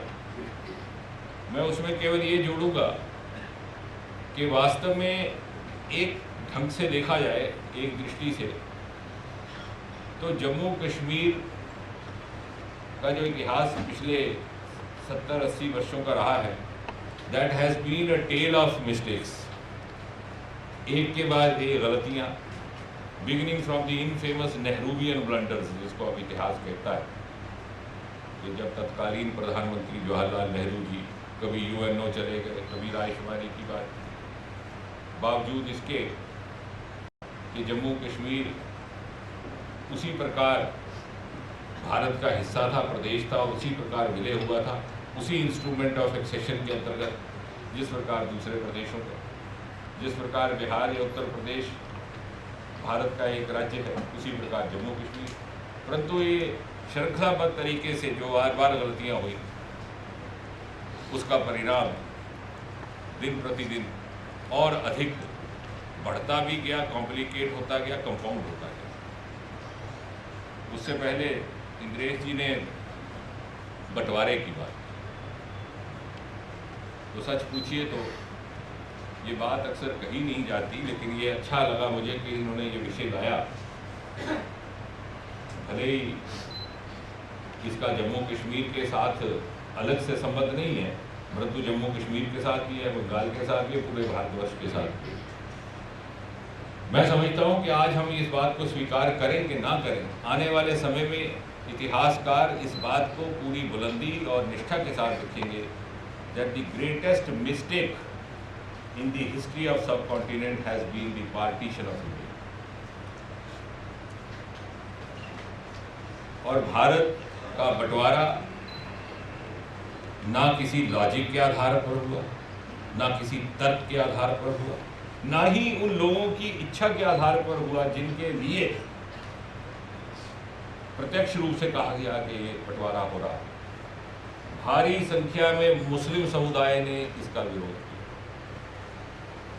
प्रोग्रेसिव राइटर्स फोरम नाम का डॉक्टर स्वामी जी हमसे बेहतर जानते हैं, एक गुट गठित हुआ जिसमें कैफी आजमी थे, अकबर अलाहाबादी थे, यहाँ से मोहसिन भोपाली थे, इस वक्त चुगताई थी। भरपूर विरोध किया इन साहित्यकारों ने बंटवारे का। जिन लोगों के, जिस समुदाय, जिस धर्म, जिस वर्ग के नाम पर ये बंटवारा किया जा रहा था और पाकिस्तान को अलग देश, इस्लामिक देश के रूप में उसको स्थापित करने का तर्क दिया जा रहा था, उसी समुदाय के बुद्धिजीवियों ने इसका विरोध किया। ये बात इतिहास में बड़ी अधिक प्रमुखता से आई नहीं, और यहाँ तक कि जब आखिरकार बंटवारा हो गया, बावजूद इस सारे विरोध के, तो ये बुद्धिजीवी वर्ग काफी हताश और निराश रहा। काफी समय तक ये भी कंफ्यूजन रहा कि ये हिंदुस्तान में रहे कि पाकिस्तान में रहे। कुछ समय के लिए शायद पाकिस्तान चले गए, इधर उधर घूमे, कराची घूमे, लाहौर घूमे, फिर पलट करके हिंदुस्तान वापस आए, और आउट ऑफ डिस्गस्ट उन्होंने वो नज़म लिखी थी बंटवारे पे, जब हो गया कि वो वक्त गया, वो दौर गया, जो दो कौमों का नारा था, वो लोग गए इस धरती से जिनका मकसद बंटवारा था। आउट ऑफ डिस्गस्ट उनको निंदित करते हुए, कर्ष करते हुए उन्होंने लोगों का कि निजात मिली। तो बड़े दुखी मन से उस पीढ़ी ने बंटवारे को झेला।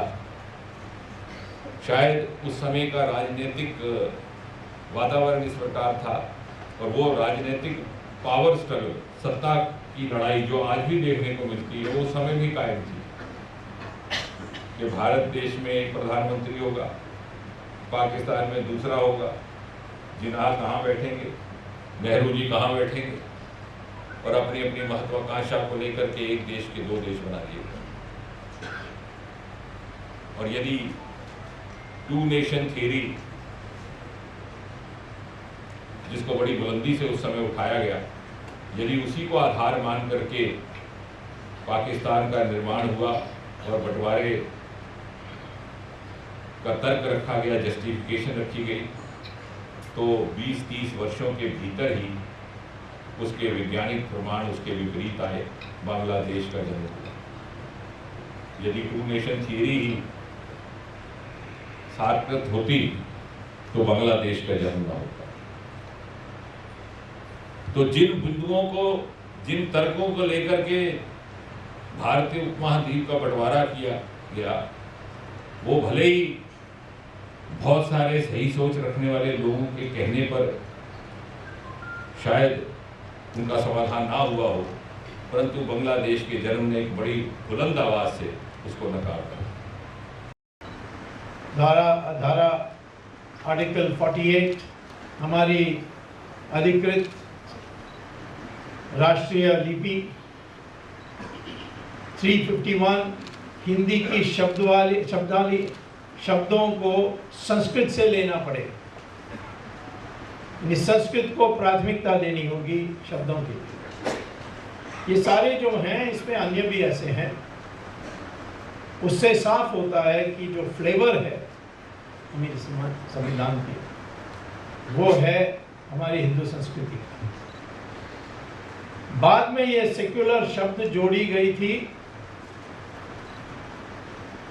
प्रियम्बल में, माने जो पहली व्याख्या होती है, India that is Bharat etcetera etcetera, और कहीं किसी आर्टिकल में नहीं है सेक्युलरिज्म। और हिंदू को सेक्युलरिज्म सिखाने की आवश्यकता भी नहीं है, क्योंकि वो तो पहले से मानता है कि सारे धर्मों से भगवान प्राप्त हो सकते हैं।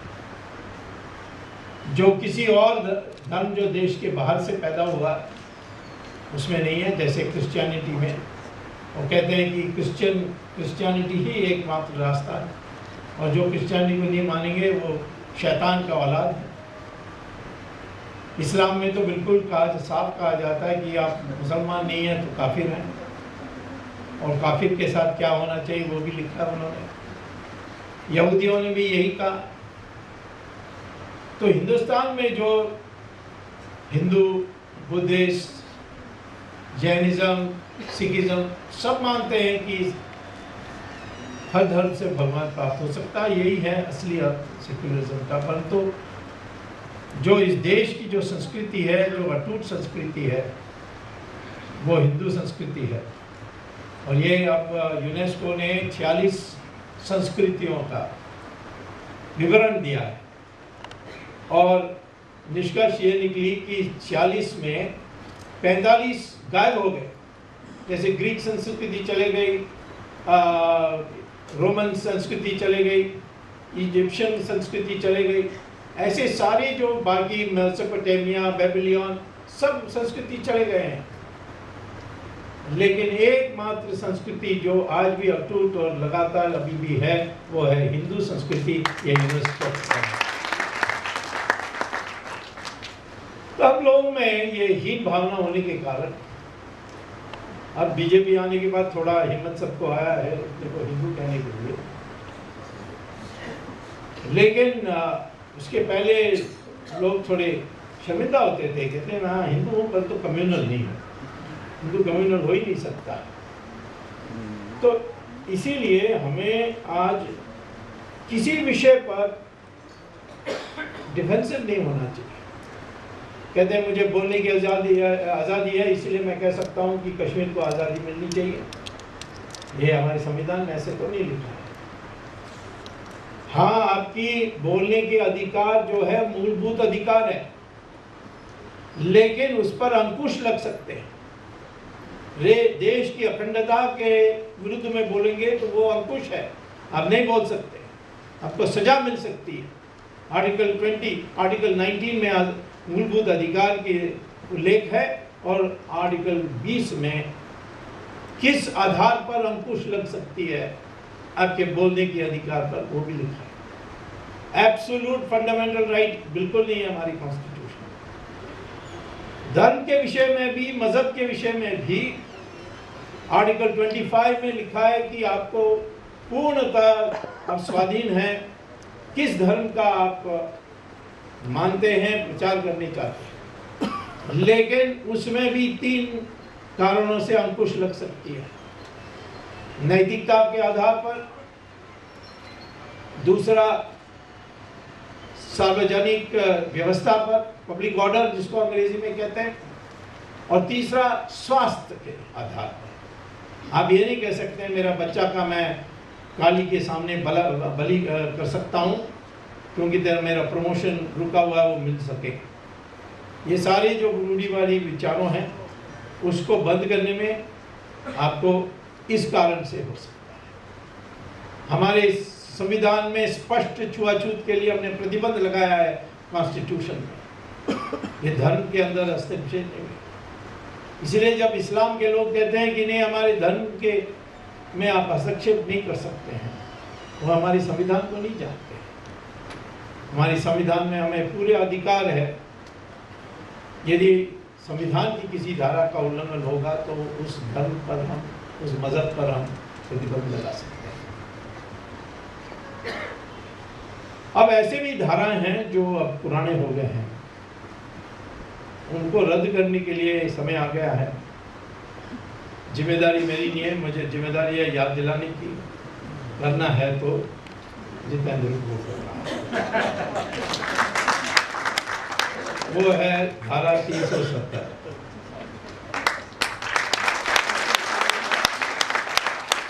अब 370 लगभग आखिर वक्त तक पहुंच गए थे, नवंबर। तब फारूक अब्दुल्ला के पिताजी शेख अब्दुल्ला अंबेडकर के पास आए और कहा कि कश्मीर का विलय तो हो गया है क्योंकि राजा ने दस्तखत कर दी है, लेकिन एक धारा ऐसी लगानी चाहिए जिससे कश्मीर की जो अलग संस्कृति है, ये है, सब है, इसके लिए कुछ सेफगार्ड होनी चाहिए। तो अंबेडकर ने, जो अंबेडकर की जिम्मेदारी थी ड्राफ्टिंग कमेटी की, और उसको पेश करना था ऐसे संविधान के संशोधन, संविधान में जो संशोधन पेश करना था उसके अधिकार। उन्होंने फारूक अब्दुल्ला को कहा मैं कोई गद्दार नहीं हूँ, ऐसे धाराओं को पेश करने के लिए मैं नहीं करूँगा, जवाहरलाल नेहरू को बता दो, मैं नहीं करूँगा।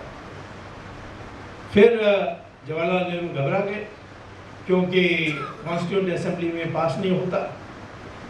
तो उन्होंने जाकर सरदार पटेल को कहा कि अंबेडकर ने तो मना कर दिया, परंतु अब यूएन में चले गए तो यूएन के लिए थोड़ा टेम्पररी कुछ बनाने की आवश्यकता है, सब समझाया। अब सरदार पटेल भोले आदमी थे, उन्होंने बहुत ढूंढा कौन कर सकें। उन्होंने सरदार पटेल ने पहले जवाहरलाल नेहरू को कहा कि आप ही पेश कर दीजिए। उन्होंने कहा नहीं, मुझे लंदन जाना बहुत ज़रूरी काम है। अब लंदन में क्या जरूरी काम हो सकती है? कौन ऐसे व्यक्ति था जिससे मिलने के लिए इनको इतना जल्दी थी? तो पटेल ने समझाया ये टेम्पररी है, इसको ऐसा रखेंगे कि कभी भी हटाया जा सकता है। तब अंबेडकर ने उसको temporary provision for Jammu and Kashmir के रूप में प्रवेश कराया, और वो आर्टिकल में पार्लियामेंट की 2/3 बहुमत की आवश्यकता नहीं है। उस धारा में क्या लिखी है कि यदि राष्ट्रपति विज्ञप्ति निकालते हैं कि 370 धारा समाप्त, तो उसी समय समाप्त हो जाएगी। सिर्फ एक उसमें जोड़ा है कि जम्मू कश्मीर में भी एक कॉन्स्टिट्यूएंट असेंबली है, उस कॉन्स्टिट्यूएंट असेंबली से सलाह लेनी चाहिए। पर जम्मू कश्मीर की इस कॉन्स्टिट्यूएंट असेंबली की काम पूरी हो गई थी 1954 में, और जम्मू कश्मीर की कॉन्स्टिट्यूशन में पहला लाइन है Kashmir is an integral part of India. तो अब तो है ही नहीं, तो किसको पूछोगे? तो राष्ट्रपति विज्ञप्ति अपने आप तो नहीं निकाल सकता। यदि ड्राफ्टिंग में कोई दिक्कत होगी तो मैं मदद कर सकता।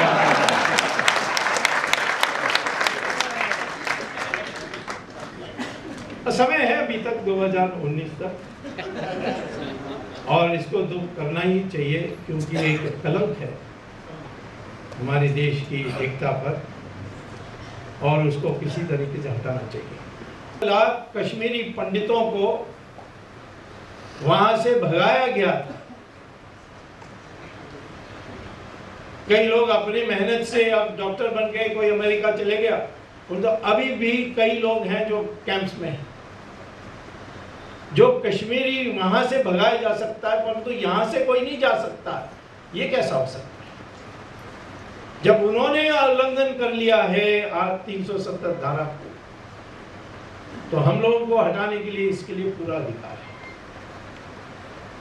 और इसीलिए मैं समझता हूं कि कश्मीर की समस्या को हल करनी है तो इसको जरूर हटाना है।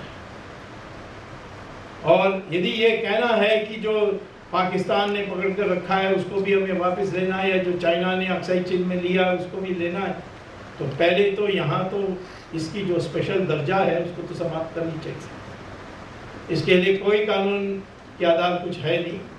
अभी सुप्रीम कोर्ट में 35 है, 35 है, उसकी रद्द हो जाएगी तो ऑटोमेटिकली 370 लगभग उस खत्म होने की बराबर हो जाएगी। उसके बाद औपचारिकता रहेगी, अंत्येष्टि का बाकी रहेगा और कुछ नहीं रहेगा। ये जो यूनाइटेड नेशंस में ले गए थे, मैं जब चंद्रशेखर के काल में कि जवाहरलाल नेहरू ने कैबिनेट की रेजोल्यूशन नहीं पास कराई इसको कश्मीर को यूनाइटेड नेशंस को ले जाना है। और इंटरनेशनल लॉ है कि कैबिनेट किसी चीज के लिए प्रस्ताव नहीं पास करेगी, वो आने वाली सरकार पर वो कोई अंकुश नहीं लगा सकते। ये आने वाली सरकार का भी, क्योंकि पहले ये तय हुआ था, पहले कैबिनेट ने तय किया, तो आगे भी दूसरी नई कैबिनेट रेजोल्यूशन पास करके उसको रद्द करना पड़ता है, नहीं तो वो बंधन चलती है। तो जब कैबिनेट में ही नहीं गया है, ये तो जवाहरलाल नेहरू का स्वयं एक कदम है। जवाहरलाल नेहरू ने पेश किया, उसको हमें कहना चाहिए यूनाइटेड नेशंस को कि it stands cancelled because it is illegal, not pass by the cabinet. तो ये ऐसी चीज़ों को हमें कहने के बाद ही, क्योंकि मैं आपको बता रहा हूँ कि मेरे भी जब हम जनता पार्टी के अध्यक्ष थे तो तब हमारी यूनिट थी, काफ़ी स्ट्रॉन्ग यूनिट। अब सब तो बीजेपी में आ गए, मुसलमान थे सब, और वो ये एक ही बात मुझे कहते थे कि हमारी जनता के लोगों में एक संदेह है कि ये जो आतंकवादी प्रचार करते हैं वो कहते हैं कि पाकिस्तान के लिए भी हिंदुओं ने कहा नहीं नहीं पाकिस्तान कभी नहीं आएगी, और आखिर में और यहाँ तक कि महात्मा गांधी ने कहा कि मेरी लाश पर पाकिस्तान बनेगी, लेकिन आखिर में पाकिस्तान मान ली। इसी प्रकार से अलग हिंदुस्तान कश्मीर ये भी आने वाला है, फिर हम आपको देख लेंगे। तो इसको हटाने के लिए ये जो प्रचार चली है, इसको हटाने के लिए हम लोगों को ऐसे कदम उठाने चाहिए कि सबको पता हो जाए कि कुछ भी हो, कितने भी लोग मरे, परंतु कश्मीर का 1 इंच हम छोड़ने वाले नहीं है। ये संकल्प हमें दिखाना होगा। में इतने मुसलमानों ने हम लोगों को वोट दिया, उसका श्रेय उल्लेश जी को जाना चाहिए। और महिलाओं ने तो खूब किया, और महिलाओं के लिए हमारी सरकार ने भी अच्छा काम किया। हाँ, इस ट्रिपल तलाक को रद्द करने में जो बहस की थी, उससे एक महिलाओं में बड़ी संतोष आई है। हमें हमारी रणनीति होनी चाहिए कि हिंदुओं को इकट्ठा करो और अल्पमत में विभाजन पैदा करो। मुसलमान में सुन्नी और शिया को अलग अलग कर दो। अब देखो, शिया लोगों ने प्रस्ताव रख दिया है कि राम जन्मभूमि में सुप्रीम कोर्ट हमें मुसलमानों को जमीन दे भी, फिर भी हम हिंदुओं को देकर कहेंगे मंदिर बनाओ, हमें दूसरा जगह दे दो मस्जिद बनाने के लिए। यहाँ तक उन्होंने कहा। और यदि वो पार्टी बन जाते, क्योंकि बाबरी मस्जिद पहले तो शिया की मस्जिद थी, ये जबरदस्ती है सुन्नी वक्फ बोर्ड ने इसको छीना 1946 में। अब दोबारा इसको एक पिटीशन के रूप में आया है, और ऐसा फैसला हो जाए कि पार्टी सुन्नी वक्फ बोर्ड की जगह में शिया वक्फ बोर्ड हो, तो फिर समझौता हो जाएगी और राम जन्मभूमि में एक विशाल हमारे राम की मंदिर बन जाएगी। तो ये निश्चित तौर पर, और मुसलमानों को निश्चित इस दिमाग में बिठाने की आवश्यकता है कि डीएनए के एनालिसिस के अनुसार उनका डीएनए और हिंदुओं का डीएनए एक ही है। इसके माने वो सब कन्वर्टेड मुस्लिम है। ज़्यादातर हमारे देश में 99% मुसलमान का पूर्वज हिंदू है, और इसीलिए हिंदुस्तान का परिभाषा ये है कि हिंदू हैं या हमारे पूर्वज हिंदू हैं। और ये जो मान लेंगे उनको हम अपने देश की अस्मिता में शामिल करेंगे।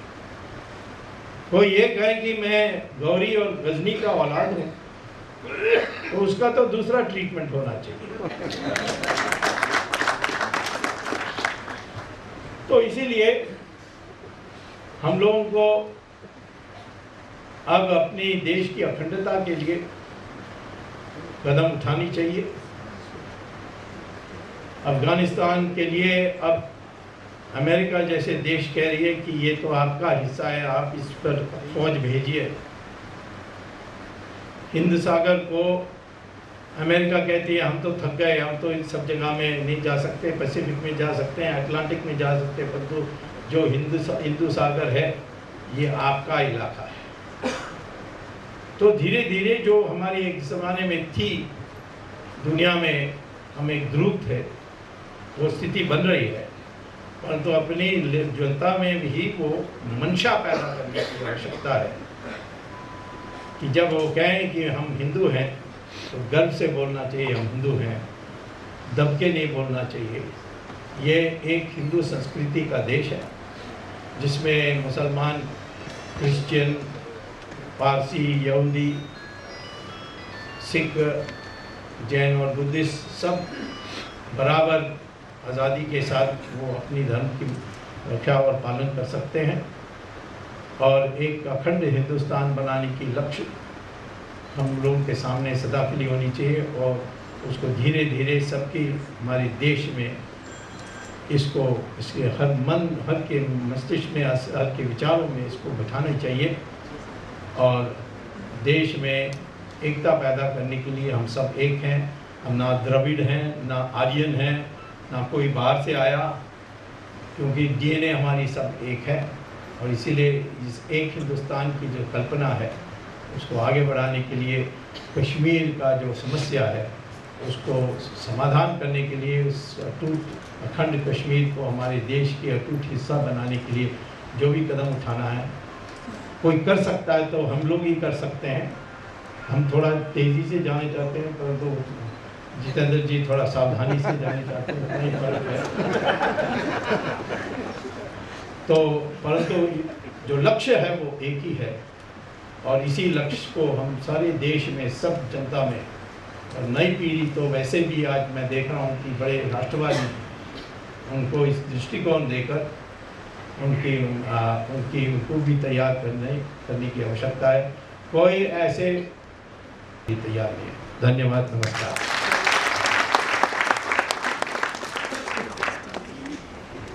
दृष्टि आपके अकाटिक तर्क हमेशा किसी भी बहस को बहुत रोचक बना देते हैं। हम कार्यक्रम के अंतिम चरण में हैं।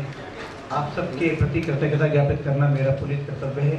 सचमुच प्रभात प्रकाशन आनंदित है आपके आगमन से। सर्वप्रथम डॉक्टर स्वामी जी का आभार, वे हमारे सम्मानित लेखक हैं, उनका मार्गदर्शन।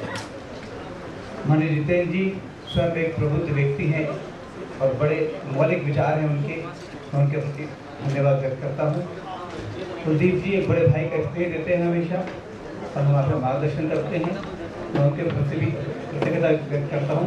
और आप सब यहाँ आए, इस कार्यक्रम को सफल बनाया, आपका हार्दिक आभार। वंदे मातरम होगा, मैं आप सबसे आग्रह करता हूँ कृपया वंदे मातरम के लिए अपने स्थान पर खड़े हो जाएं।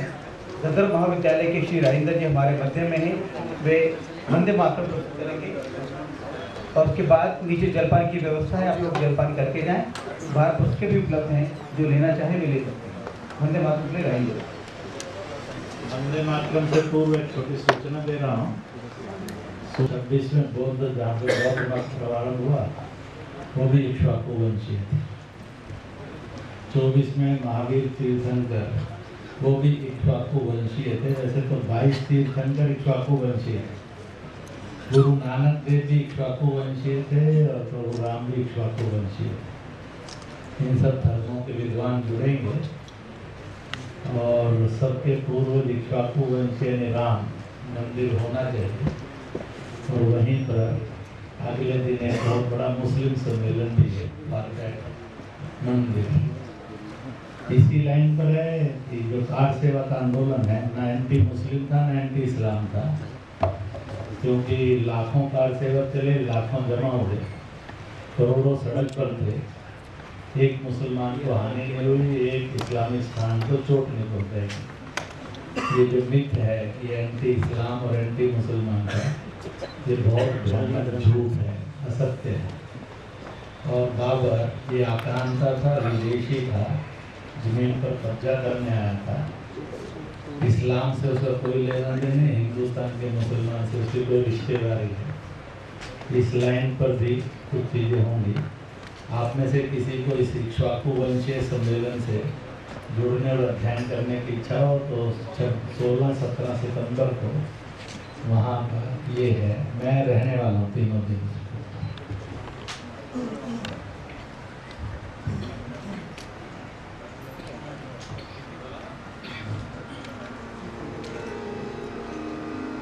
वंदे मातरम,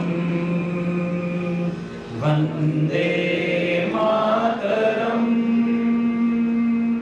सुजलां सुफलां मलयज शीतलां शस्य श्यामलां मातरम, वंदे मातरम। शुभ्रज्योत्स्ना पुलकितयामिनीं फुल्लकुसुमित द्रुमदलशोभिनीं सुहासिनीं सुमधुरभाषिणीं सुखदां वरदां मातरं, वन्दे मातरम। कोटि कोटि कंठ कल कल निनाद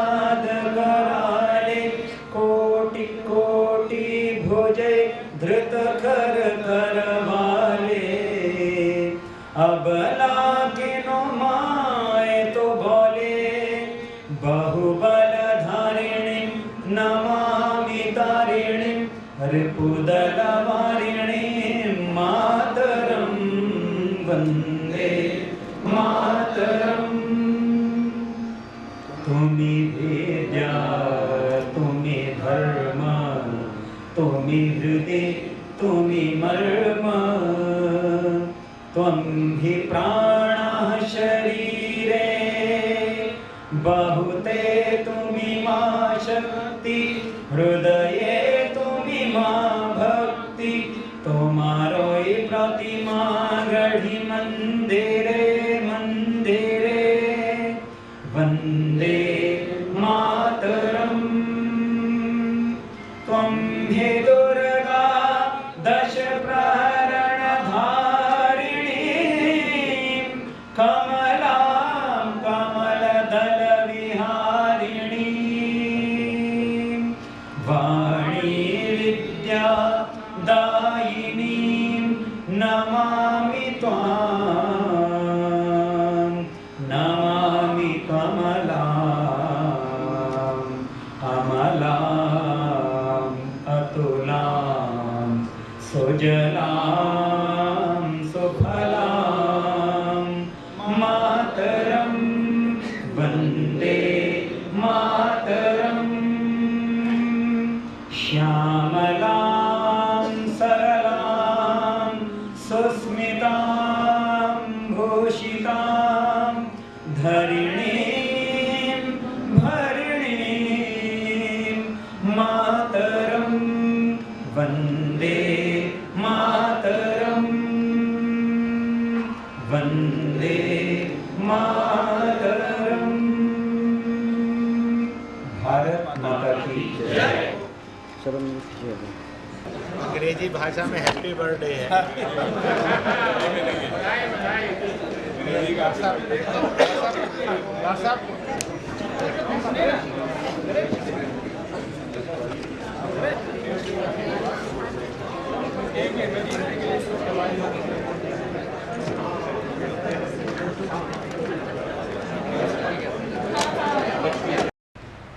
दो ही दिन पहले समाचार पत्रों में शायद आपने पढ़ा भी होगा, भगत सिंह को 1931 में फांसी लगी थी। उसका केस रीओपन करने का जिम्मा लाहौर के नौजवान मुसलमान वकील ने अपने सर लिया और एक भारी संख्या में राय आमा पैदा हुई है पाकिस्तान में, जिनका ये मानना है कि भगत सिंह उतना ही हमारा भी नायक है जितना वो भारत में माना जाए। भगत सिंह ने जब यह संघर्ष आरंभ किया और अपना बलिदान दिया, उस समय ख्वाब ख्याल में भी ये सोचा नहीं गया था कि कभी पाकिस्तान बनेगा या बंटवारा होगा। जिस भारत की स्वतंत्रता के लिए भगत सिंह ने अपने प्राणों की आहुति दी, उसमें बंटवारे का तस्वुर कल्पना नहीं थी। ये बात हम भूल जाते हैं, हम अपने बच्चों को भी नहीं सिखाते। भगत सिंह ने पाकिस्तान और हिंदुस्तान के लिए कुर्बानी नहीं दी थी, एक अखंड भारत की स्वतंत्रता के लिए दी थी।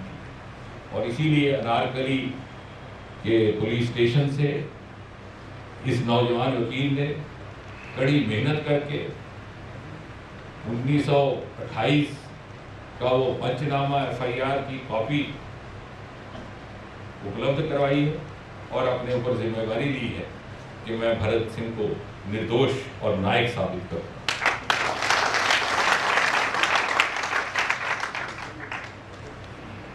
इंद्रेश जी ने जो बातें रखी उससे एक बात और जुड़ती है। मैं बार बार आग्रह भी करता हूं कि समय आया है हम इस सारी चर्चा का डिस्कोर्स बदलें। एजेंडा दूसरे का ना हो, हमारा।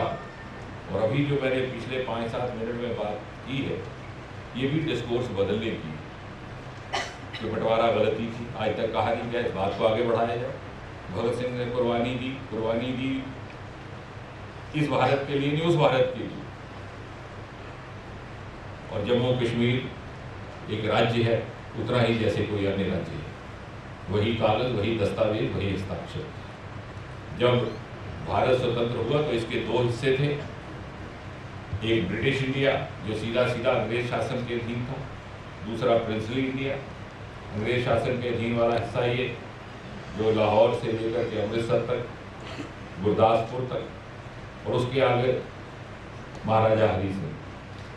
इसी प्रकार अन्य भी राजवाड़े थे, पटियाला में था, कपूरथला में था, दक्षिण में हैदराबाद था, जूनागढ़ था। और इसलिए सरदार पटेल ने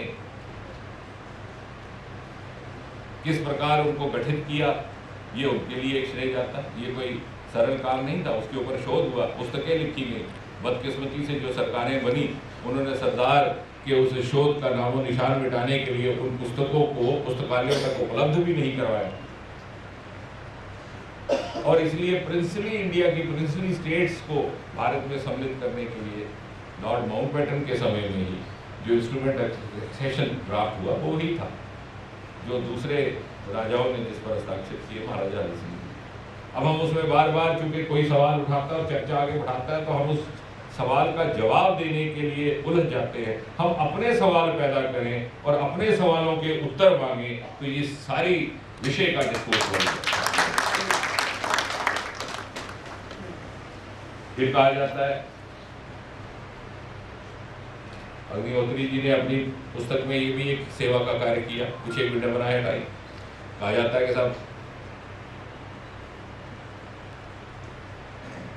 विलय तो हो गया, मर्जर नहीं हुआ, एक्सेशन नॉट मर्जर। और हम बोले जाते हैं, डिक्शनरी देखना शुरू कर देते, एक्सेशन का अर्थ क्या है, मर्जर का अर्थ क्या है। क्योंकि जो ये सवाल करता है वो थोड़ा सा अध्ययन करके हमें उलझाने की नीयत से निकलता है घर से, और हमने अध्ययन किया नहीं होता और हम बोले जाते हैं टीवी की डिबेट में। जब प्रिंसली स्टेट्स को भारत में सम्मिलित किया गया, तो कुछ एक ऐसी स्टेट्स थी जो अपने में स्वयं इकाइयां थी, जो बड़े बड़े राजवाड़े थे, राज्य थे। हैदराबाद भी उनमें से एक था, और कई छोटे भी थे। पंजाब में कपूरथला था, 2 शहर 4 गांव को लेकर के एक राजा। पटियाला था, जिसके अब मुख्यमंत्री हैं जिस खानदान के। तो सरदार पटेल की ये ज़हीनत और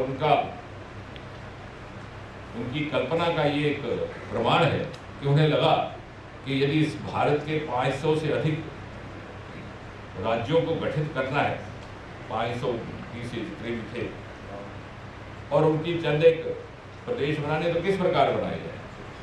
एक वायबल यूनिट्स बने और लिंग्विस्टिक पैटर्न पर बने, और छोटी छोटी यूनिट्स थी, उनको साथ के प्रदेशों में जोड़ा गया। तो मर्जर का विषय आया जब मान लीजिए पटियाला था, उसको कहाँ छोड़ना है, पटियाला का अलग राज्य तो बन नहीं सकता था। फिर तो इस प्रकार के 500 राज्य बन जाते हैं प्रदेश में। तो पटियाला को पंजाब में मर्ज कर दिया, कपूरथला को पंजाब में मर्ज कर दिया, वहाँ मैसूर था, उसको बड़े मैसूर में मर्ज कर दिया गया, पहले बाद में उसका नाम कर्नाटक हो गया। तो पहले हम इन विषयों को समझें, इन पुस्तकों का अध्ययन करें, तो हम सवाल रख सकते हैं और अपने सवालों में दूसरों को उलझा सकते हैं। ये इतने वर्ष 60-70 इसलिए गुजर गए कि एक वर्ग तथा कथित बुद्धिजीवी वर्ग जो एक विचारधारा से संबंध रखता है, उसने कठिन और कठोर शोध किया और उस शोध के आधार पर हमें उलझाया। पाकिस्तान अधिकृत जम्मू कश्मीर की बात की, मुझे बहुत अच्छा लगा।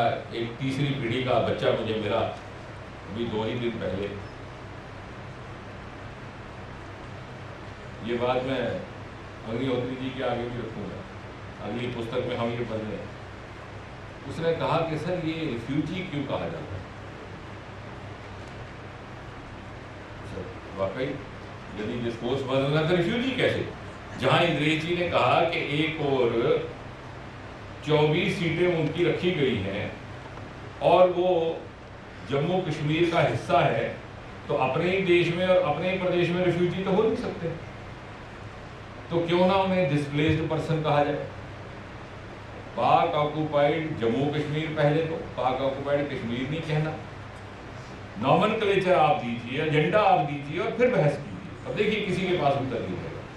तो पहले तो इसको पाक ऑक्युपाइड जम्मू कश्मीर कहें, और उसके बाद आप कहें पाक occupied Jammu Kashmir displaced persons. जिस प्रकार अब हमने कश्मीरी पंडित समुदाय के लिए भी ये संज्ञा का उपयोग करना आरंभ किया। कश्मीरी पंडित समुदाय में रिफ्यूजी नहीं है। रिफ्यूजी कैसे हो गया अपने देश में? रिफ्यूजी तो वो जब बंटवारा हुआ था और सबसे बड़ा आबादियों का आदान प्रदान उस समय हुआ था, जिसमें विदेश जी ने कहा कि लाखों की संख्या में लोग मारे गए।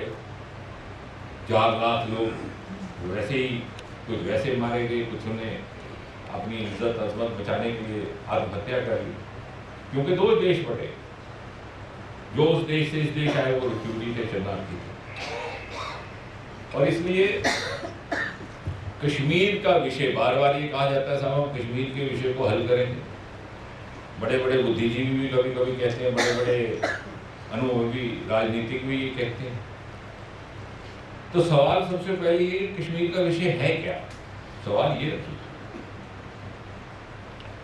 तो जब आप ये बात रखते हैं, आप टीवी की डिबेट्स देखते हैं दूसरी, तो जो दूसरी तरफ से बोलते हैं वो लंबी फिलॉसफी होते हैं, aspirations of people, sentiments of people, क्योंकि बात कोई सीधा सीधा उत्तर नहीं है। आप सीधी बात पूछिए कि साहब कश्मीर का विषय है क्या? और जहां तक मेरी समझ आती है, as far as my understanding goes doctor, there is no such issue as Kashmir issue. लोगों ने कहते कि और हम भी उलझ गए।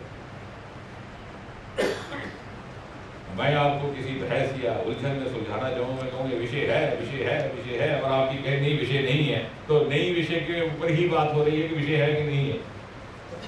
हमारा ये मानना है, अभी बुलंदी से कहें कश्मीर में कोई विषय नहीं। जम्मू कश्मीर भारत का प्रदेश है। जिस समय देश आजाद हुआ तो बंटवारे के बाद 16-17 राज्य थे, अब लगभग 28 प्रदेश है और अन्य केंद्र शासित प्रदेश है। उन्हीं में से एक जम्मू कश्मीर है। विषय कौन सा है? कोई विषय नहीं। यदि आतंकवाद है तो 2-2.5 जिलों में आतंकवाद है, वो भी मर्सिनरी टेररिज्म। जब मैंने इस शब्द का उपयोग करना शुरू किया कुछ वर्ष पहले, तो बहुत सारे लोग कहने लगे, अरे साहब आप तो हालात को और खराब कर देंगे ऐसी बातें कहते हैं। और मैं आपसे ये बात कह दूं कि आतंकवाद या दुष्ट व्यक्ति से अगर आप समझौता करेंगे, और if you try to buy peace, you will never get peace, you will get blackmail. Kashmir में जो आतंकवाद है, ये आतंकवाद नहीं, ये तजारत है, इंडस्ट्री। मुझे साहस हुआ, मैंने श्रीनगर में ये बात कही युवाओं के बीच बैठ करके कि लाखों करोड़ों रुपया जो NIA के द्वारा हवाला फंडिंग का सामने आ रहा है, यदि ये पैसा जम्मू कश्मीर के विकास के लिए लगता तो आज श्रीनगर हैदराबाद होता, जम्मू जालंधर होता। युवाओं को ये बात समझ में आने लगी थी, क्योंकि अब तीसरी पीढ़ी का युवा है। वो पिछला बैगेज नहीं उठाता, पिछला तर्क भी नहीं उठाता, वो अपने तर्क से सोचता है। और कश्मीर में युवाओं के बीच में बैठ करके बात की और लगा कि उनके मन में घुसी है बात। 2-4 बार और कहेंगे। मैंने कहा जो आपके हाथ में बंदूक देता है, तो क्या कभी उससे ये पूछा, आप तो इतना शोध करते हैं, इतने सवालबाजी करते हैं, सोशल मीडिया पे चले जाते, ट्रॉलिंग करनी शुरू हो जाते, कपड़ा ऐसा क्यों पहना, वैसा क्यों पहना, कमीज ऊपर थी कि नीचे थी, तो कभी इतना भी नहीं पूछा कि जिसने बंदूक हाथ में थमाई कि भाई तुम कौन हो, कहाँ से आए हो, तुम्हारा पीछे मकसद उद्देश्य क्या है, क्या तुमने अपने बच्चे को भी बंदूक थमा दी क्या? इतना तो पूछने का अधिकार है। यदि कोई मुझे आकर के, और मैंने ये बात कही क्योंकि पिछले 1 महीने में 2 बार मैं श्रीनगर रहने का अवसर रहा, कि ये स्वतंत्रता संग्राम भी एक पाखंड और ढोंग है। ये कहने की बात साहस की है, लेकिन हम कहते हैं कोई ना कोई तो कहना शुरू करे। मुझे विश्वास है हम नहीं कह पाए, इसका जरूरत नहीं कर पाए, तो हमारे बच्चे करें। ये कौन सा मॉडल है स्वतंत्रता संग्राम का जो कश्मीर में चल रहा है? ये कोई महात्मा गांधी का मॉडल है, या मार्टिन लूथर किंग का मॉडल है, ये नेल्सन मंडेला का है, या गुरु गोविंद सिंह का? यदि बच्चों की कुर्बानी देनी है तो फिर ये गुरु गोविंद सिंह का मॉडल होगा, जहाँ उन्होंने पहले अपने बच्चों की कुर्बानी से ये मुहिम शुरू की, तो अपने बच्चे तो आपने सुरक्षित रख दिए। देश विदेश कारोबार है उनके, लाखों करोड़ों में खेलते हैं, और दूसरे के बच्चे को पत्थरबाज बना दो। और ये जो ढोंग रचा गया, जिससे ठगा गया, ये समय आया है हम अपना डिस्कोर्स बढ़ाएं, हम अपना एजेंडा रखें, लेकिन निष्ठा और तर्क के साथ रखें। क्योंकि आज का नौजवान, और भारत में इस समय जम्मू कश्मीर में भी 70% से अधिक युवा है, 40% से 40 वर्ष की आयु से कम। हम सब अल्पसंख्यक हैं, अब ये और बात है कि आजकल मार्केट में रंग गुलाल उपलब्ध है तो बाल काले दिखते हैं, लेकिन सही काले वाले वालों है 70%। वो तर्क की बात सुने, माता पिता की बात भी तर्क नहीं सुनते। मैं भी दिल्ली में इलेक्शन में इंचार्ज रहा, केवल युवाओं के साथ उन्हीं को जोड़ करके हमने ये कॉर्पोरेशन की जो परिणाम आया उसमें सफलता प्राप्त की। ये ऐसा युवा है, तो दिल्ली में तो आप देखने को मिलता है, बेटी घर वापस आती है, बेटा घर वापस आता है तो वहां पूछती है तू फोन क्यों नहीं किया, तुझे कहा था ना दिन में 2-3 बार फोन करना। तो वो पूछता है माँ तू करती है फोन मुझे? बोलता कोई नहीं, लेकिन ये घर घर की कहानी है, सारी बहनें इस बात को मानती हैं। तो जब आपका बच्चा माँ की बात के लिए तर्क मानता हो, क्यों ना मांगे, क्योंकि वो युग बदल गया, पीढ़ी बदल गई, संदर्भ बदल गए। ये वो पीढ़ियां थी पिछली 2 जिसमें जो कुछ लोग स्वतंत्रता के समय युवा थे या बाल अवस्था में थे, फिर उसके बाद एक ऐसी पीढ़ी आई जो स्वतंत्रता के बाद जन्मी, जिसमें हम सबका भी शुमार है, परंतु उनके ऊपर जो शिक्षण, प्रशिक्षण और परवरिश थी वो स्वतंत्रता से समय की पीढ़ी की।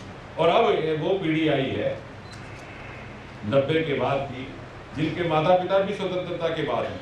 और हमारे शास्त्रों में लिखा कि तीसरी पीढ़ी के बाद संस्कार बदलता, संस्कार बदल चुका है, सोच बदल चुकी है, तर्क की सोच। और इससे बेहतर हमें मौका नहीं मिल सकता इस डिस्कोर्स और इस सारे विषय को अपने ढंग से आगे बढ़ाने का। एक बात अंग्रेजी के ही विषय में आई जो इन्होंने रखा, शरणार्थियों को लेकर के भी, और उसमें हमारे कुछ पश्चिम पाकिस्तान के रिफ्यूजी जो वाकई रिफ्यूजी हैं। मैं समझता हूँ कि विश्व में इसका कोई और उदाहरण नहीं जहाँ 70 वर्ष के बाद भी वो अपने ही देश में नागरिकता से वंचित। आप अमेरिका में चले जाए 10-15 वर्ष के बाद वहाँ भी नागरिकता मिल जाती है, और अगर बच्चा हवा में पैदा हो जाए हवाई जहाज में तो ऑटोमेटिकली मिल जाती है। मैंने ऐसे बहुत से NRI देखे जो अपनी धर्मपत्नियों को हिंदुस्तान भेज देते हैं जन्म के समय, क्योंकि नागरिकता की वहाँ के लिए होती है तो डुअल सिटीजन हो जाए। तो ये कौन सा विचित्र उदाहरण है। इन विषयों को हम निष्ठा के साथ उठाए, हमारे पास तर्क भी है। शोधकर्ताओं की कमी थी जो प्रभात जी पूरी कर रहे हैं, और जो अग्निहोत्री जी ने बड़ी बखूबी ढंग से एक मुहिम के तौर पर आरंभ की है। निश्चय ही बात चूंकि लंबी करने का भी समय नहीं है, नहीं तो हम सारा दिन इसी में बोलते रहे। पिछले कुछ महीनों से जिस प्रकार की निर्णायक कार्रवाई जम्मू कश्मीर में हुई है,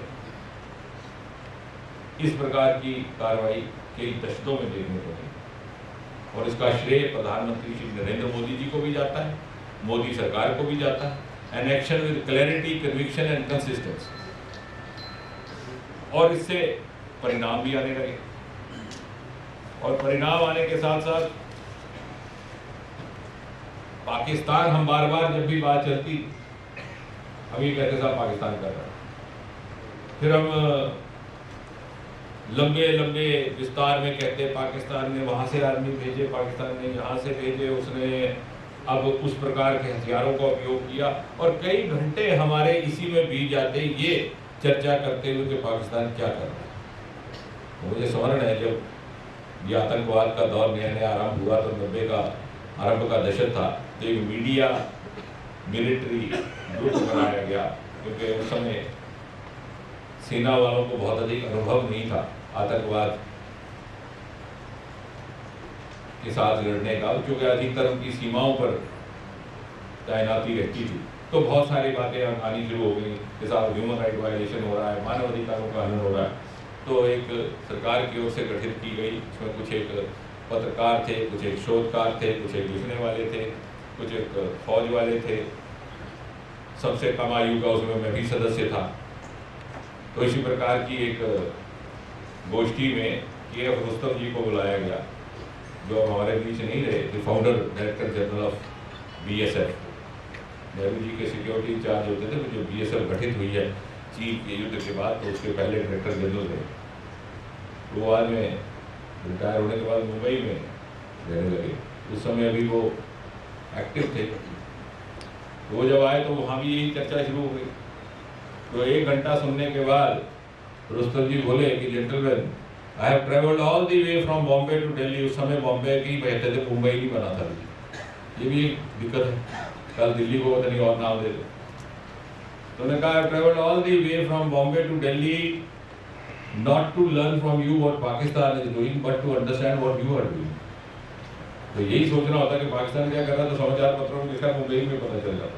और इसलिए पहली बार हम क्या कर रहे हैं ये कहने का साहस और ये कहने का मनोबल आज देश में पैदा हुआ है। आप सीमावर्ती क्षेत्र पे जाइए, वहाँ सीमावर्ती क्षेत्र में रहने वाले लोग भी पहली बार कहते हैं कि इतने वर्षों के बाद हमने आज एक निर्णायक जवाबी कार्रवाई की है। गोलीबारी तो पहले भी होती थी। और मनोबल इतने ऊंचे स्तर का है कि वो कहते हैं कि आप जाकर के मोदी जी से कहिएगा कि कार्रवाई नहीं रुकनी चाहिए, हमारी चिंता ना करें, हम इतने वर्षों के झेलते रहे, एक बार ये समाप्त होना चाहिए। ये परिवर्तन पिछले 3-4 वर्षों में जम्मू कश्मीर के संदर्भ में, जम्मू कश्मीर के अंदर चलते हुए इस ढोंग और ये ठगबाजी के संबंध में उसको बेनकाब करने के लिए और वहाँ के समर्थकों के लिए। और इसलिए बहुत अधिक बात ना करते हुए मैं, चूँकि हमने डॉक्टर स्वामी जी को सुनना है, वैसे तो कुछ एक जो हमारे विचार हैं उन्हीं के विचारों से मिलते जुलते हैं, हम उनके अनुयायी रहे हैं। मैं उनको कह रहा था एक दिन, क्योंकि जब भी मैं उनके साथ बैठता हूँ तो काफ़ी विचारों का आदान प्रदान होता है, तो मैं उनको कह रहा था कि R.K. नारायण ने एक पुस्तक लिखी थी, स्वामी एंड हिज फ्रेंड्स। तो यदि वो पुस्तक दोबारा लिखी गई तो उसमें हमारा भी नाम शामिल हो जाएगा। उन्होंने जो नावल लिखा था अभी ये यथार्थ होगा। लेकिन अब तो मैं केवल आपसे ये कहूँगा कि कश्मीर में ये निर्णायक कार्रवाई हुई है, न केवल धरती पर इसके परिणाम मिल रहे हैं, बल्कि लोगों की मानसिकता में, माइंडसेट में, मनोस्थिति में, विशेषकर युवाओं। हम तर्क के ऊपर नहीं जाते, स्टैटिस्टिक्स के ऊपर नहीं जाते, इसलिए हमारी बहस पिछड़ जाती है। हमें शायद इस बात का भी अभी पूरी तरह से ध्यान नहीं कि पिछले कुछ एक वर्षों से, 3-4 वर्षों से सिविल सर्विसेज और IAS के टॉपर्स में पहले 20 में से कश्मीर के आतंकवादी जिलों के बच्चे आ गए। पिछले ही वर्ष अनंतनाग एक आतंकवादी जिला है, वहाँ का बच्चा सेकेंड है, इस बार 10वें दर्जे। 9 बच्चे वहाँ से IIT के लिए क्वालिफाई हुए इस वर्ष, जो IIT JEE का होता है, और लगभग 15-18 बच्चे NIT। और मैं चूँकि युवाओं के साथ ही ज़्यादातर समय बिताता हूँ, क्योंकि उनसे सीखने को भी मिलता है और ये ईमानदारी से आपकी बात सुनते भी है। जैसे जैसे उम्र बढ़ती है तो बुढ़ापा आपको बेईमान बना देता है, तो इससे बेहतर है, तो इसे खुद भी स्वयं सीखता है, क्योंकि इससे पहले कि वो भी बेईमान बन जाए। तो मैं इन सब बच्चों के साथ बैठा हूँ और इन बच्चों से बात बैठ कर के मैंने पूछा कि आपने ये IIT किया तो कैसे, तो चौंक गया। छोटी छोटी बच्चियाँ बोली कि सर हम 14-14 घंटे पढ़ाई करते थे, बाहर गोलीबारी होती थी, वहाँ कोई कोचिंग सेंटर नहीं। ये भविष्य है कश्मीर का, ये असलियत है जम्मू कश्मीर की, कि वो नरेंद्र मोदी के द्वारा चलाई गई इस विकास यात्रा का हिस्सा बनना चाहते हैं। जिस अद्भुत योजनाएं, जिस प्रकार के अद्भुत अवसर देश में इस समय उपलब्ध किए जा रहे हैं, विशेषकर युवाओं के लिए, क्योंकि ये देश बहुत जल्दी विश्व मूर्ति बनने की दहलीज पर है, इसी कोई रोक नहीं सकता। और बच्चों के लिए जिस प्रकार के अद्भुत अवसर इस समय उपलब्ध हो रहे हैं, कश्मीर का बच्चा भी इससे अपने आप को वंचित नहीं रखना चाहता। ये क्लोज निट वर्ल्ड है, हम उससे कुछ भी कहें वो इंटरनेट से सब कुछ जानता है, हमारे झूठ और सच को भी वहाँ पर लिखता है। उसे मालूम है कि महाराष्ट्र में बैठा हुआ बच्चा या दूर तमिलनाडु में बैठे हुए बच्चे को क्या उपलब्ध है, क्या अवसर है, क्या ऑप्शन है, क्या एवेन्यूज हैं, क्या अपॉर्चुनिटी है, और वो डाउनलोड करके उन अपॉर्चुनिटीज का लाभ उठा सकता है। और यही हमारा भविष्य है। तो इसलिए आने वाले समय में जम्मू कश्मीर का प्रपेक्ष चेहरा और चित्र बदलेगा। उसको बदलने की प्रक्रिया, प्रोसेस पहले से प्रारंभ हो चुकी है, और मुझे विश्वास है कि मोदी सरकार की उपलब्धियों में जब भी कोई इतिहास लिखा जाएगा तो एक बहुत महत्वपूर्ण उपलब्धि ये होगी कि हमने एक सार्थक ढंग से, वास्तविक ढंग से इस विषय को लेकर के इससे निपटा। इशू नहीं कहूँगा, प्रॉब्लम नहीं कहूँगा, क्योंकि ये प्रॉब्लम थी नहीं, ये इशू था नहीं। कुछ एक स्वार्थी लोगों ने अपनी राजनीति को बरकरार रखने के लिए इसे इतने साल तक इशू बनाए रखा, लेकिन अब परिवर्तन के संकेत आ रहे हैं और मुझे विश्वास है हम नहीं तो हमारे आने वाले बच्चे, आने वाली नस्लें, आने वाली पीढ़ियाँ इसका लाभ उठाएंगी और निश्चय ही जम्मू कश्मीर उसी प्रकार से भारत के विकसित प्रदेशों में सम्मिलित हो जाएगा जैसे आज पूर्वोत्तर होना आरंभ हुआ है। और ये भी इन्हीं 3 वर्षों में हुआ। जहाँ पहले कहीं रेलगाड़ी नहीं थी, आज रेलगाड़ी चल रही है। जहाँ कहीं हवाई जहाज नहीं थे, वहाँ हवाई अड्डे बने। इन्हीं चंद एक शब्दों के साथ आपको बहुत बहुत शुभकामनाएं। एक बार फिर से आपको बड़ी बड़ी बधाई। प्रभात जी, जो किताबें कम पढ़ी जाती हैं वो आप छापते हैं। ये मुझे पूछ रहे थे आपकी 8 किताबें हैं तो कौन सी है? मैंने कहा साहब बात ऐसी है, सच पूछिए तो मैंने 1-2 लिखी जो मेरे लेखों पर आधारित थी, बिकी नहीं। तो फिर जैसे राज कपूर ने मेरा नाम जोकर सोचा कि बहुत महान चित्र बना रहा हूँ, फेल हो गया, जिंदगी भर की पूंजी लगा दी। फिर उन्होंने प्रतिशोध लेने के लिए बॉबी बनाई और फिर आपने देख लिया क्या हुआ। तो मैंने कहा जब मेरी 2 पुस्तकें बिकी नहीं तो मैंने फिर हेल्थ अवेयरनेस की छोटी छोटी पुस्तिकाएं लिखनी शुरू की और बिक भी गई। प्रगति मैदान में बेस्ट सेलर सेक्शन में भी लगाई जाने लगी और मुझे बताया गया कि चंडीगढ़ में पीजीआई के बाहर एक पता नहीं रंजीत बुक स्टॉल था कि क्या, वहाँ सबसे ज़्यादा बिक्री हुई। कोई जाता था अंदर देखने, अपने ससुर का हाल पूछने, तो अपनी बीवी को प्रभावित करने के लिए साथ में स्वास्थ्य की पुस्तक ले जाता था। तो इसलिए प्रभात जी को विशेषकर बधाई इसलिए कि हम जैसे उन लेखकों की राहत के लिए ये उपलब्ध है जिनकी पुस्तकें, जिनके लेख उन शीर्षकों पर होते हैं जो आमतौर पढ़े नहीं जाते, बिकते नहीं, परंतु फिर भी ये उन्हें छापते हैं। बहुत बहुत धन्यवाद।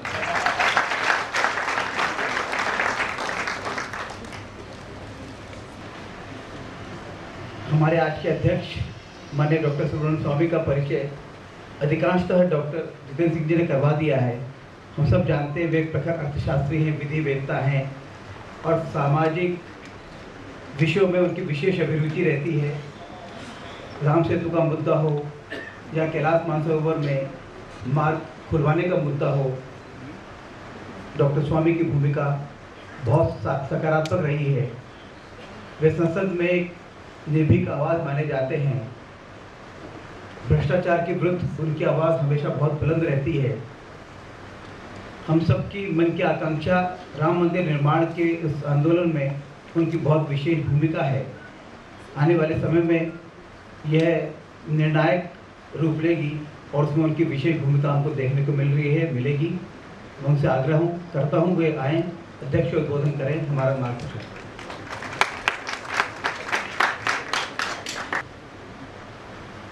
हमारे सरकार के मैं कहूँगा सबसे कुशल और ज्ञानी मंत्री, जिनको पार्लियामेंट में कोई सवाल पूछकर किनारे में नहीं कर सकता और स्पष्ट विचारों के लिए हैं, जो आज उन्होंने जो बातें बताई उससे अपनी दृष्टिकोण इतनी स्पष्ट हुई। और इंद्रेश जी को तो बहुत सालों से जानता हूँ, वीर हैं, नया आयाम में उन्होंने कदम उठाए हैं और इनके लेख को और विचारों को अब पुस्तक के रूप में पा रहे हैं, तो ये हम अपनी सौभाग्य समझते हैं। अग्निहोत्री वाइस चांसलर हैं, चांसलर हैं या वाइस चांसलर? वाइस चांसलर, बागी है चांसलर बनने का। और विचारक हैं, इनके साथ में कई बार कई जगहों में जाकर विचार गोष्ठी भी की है।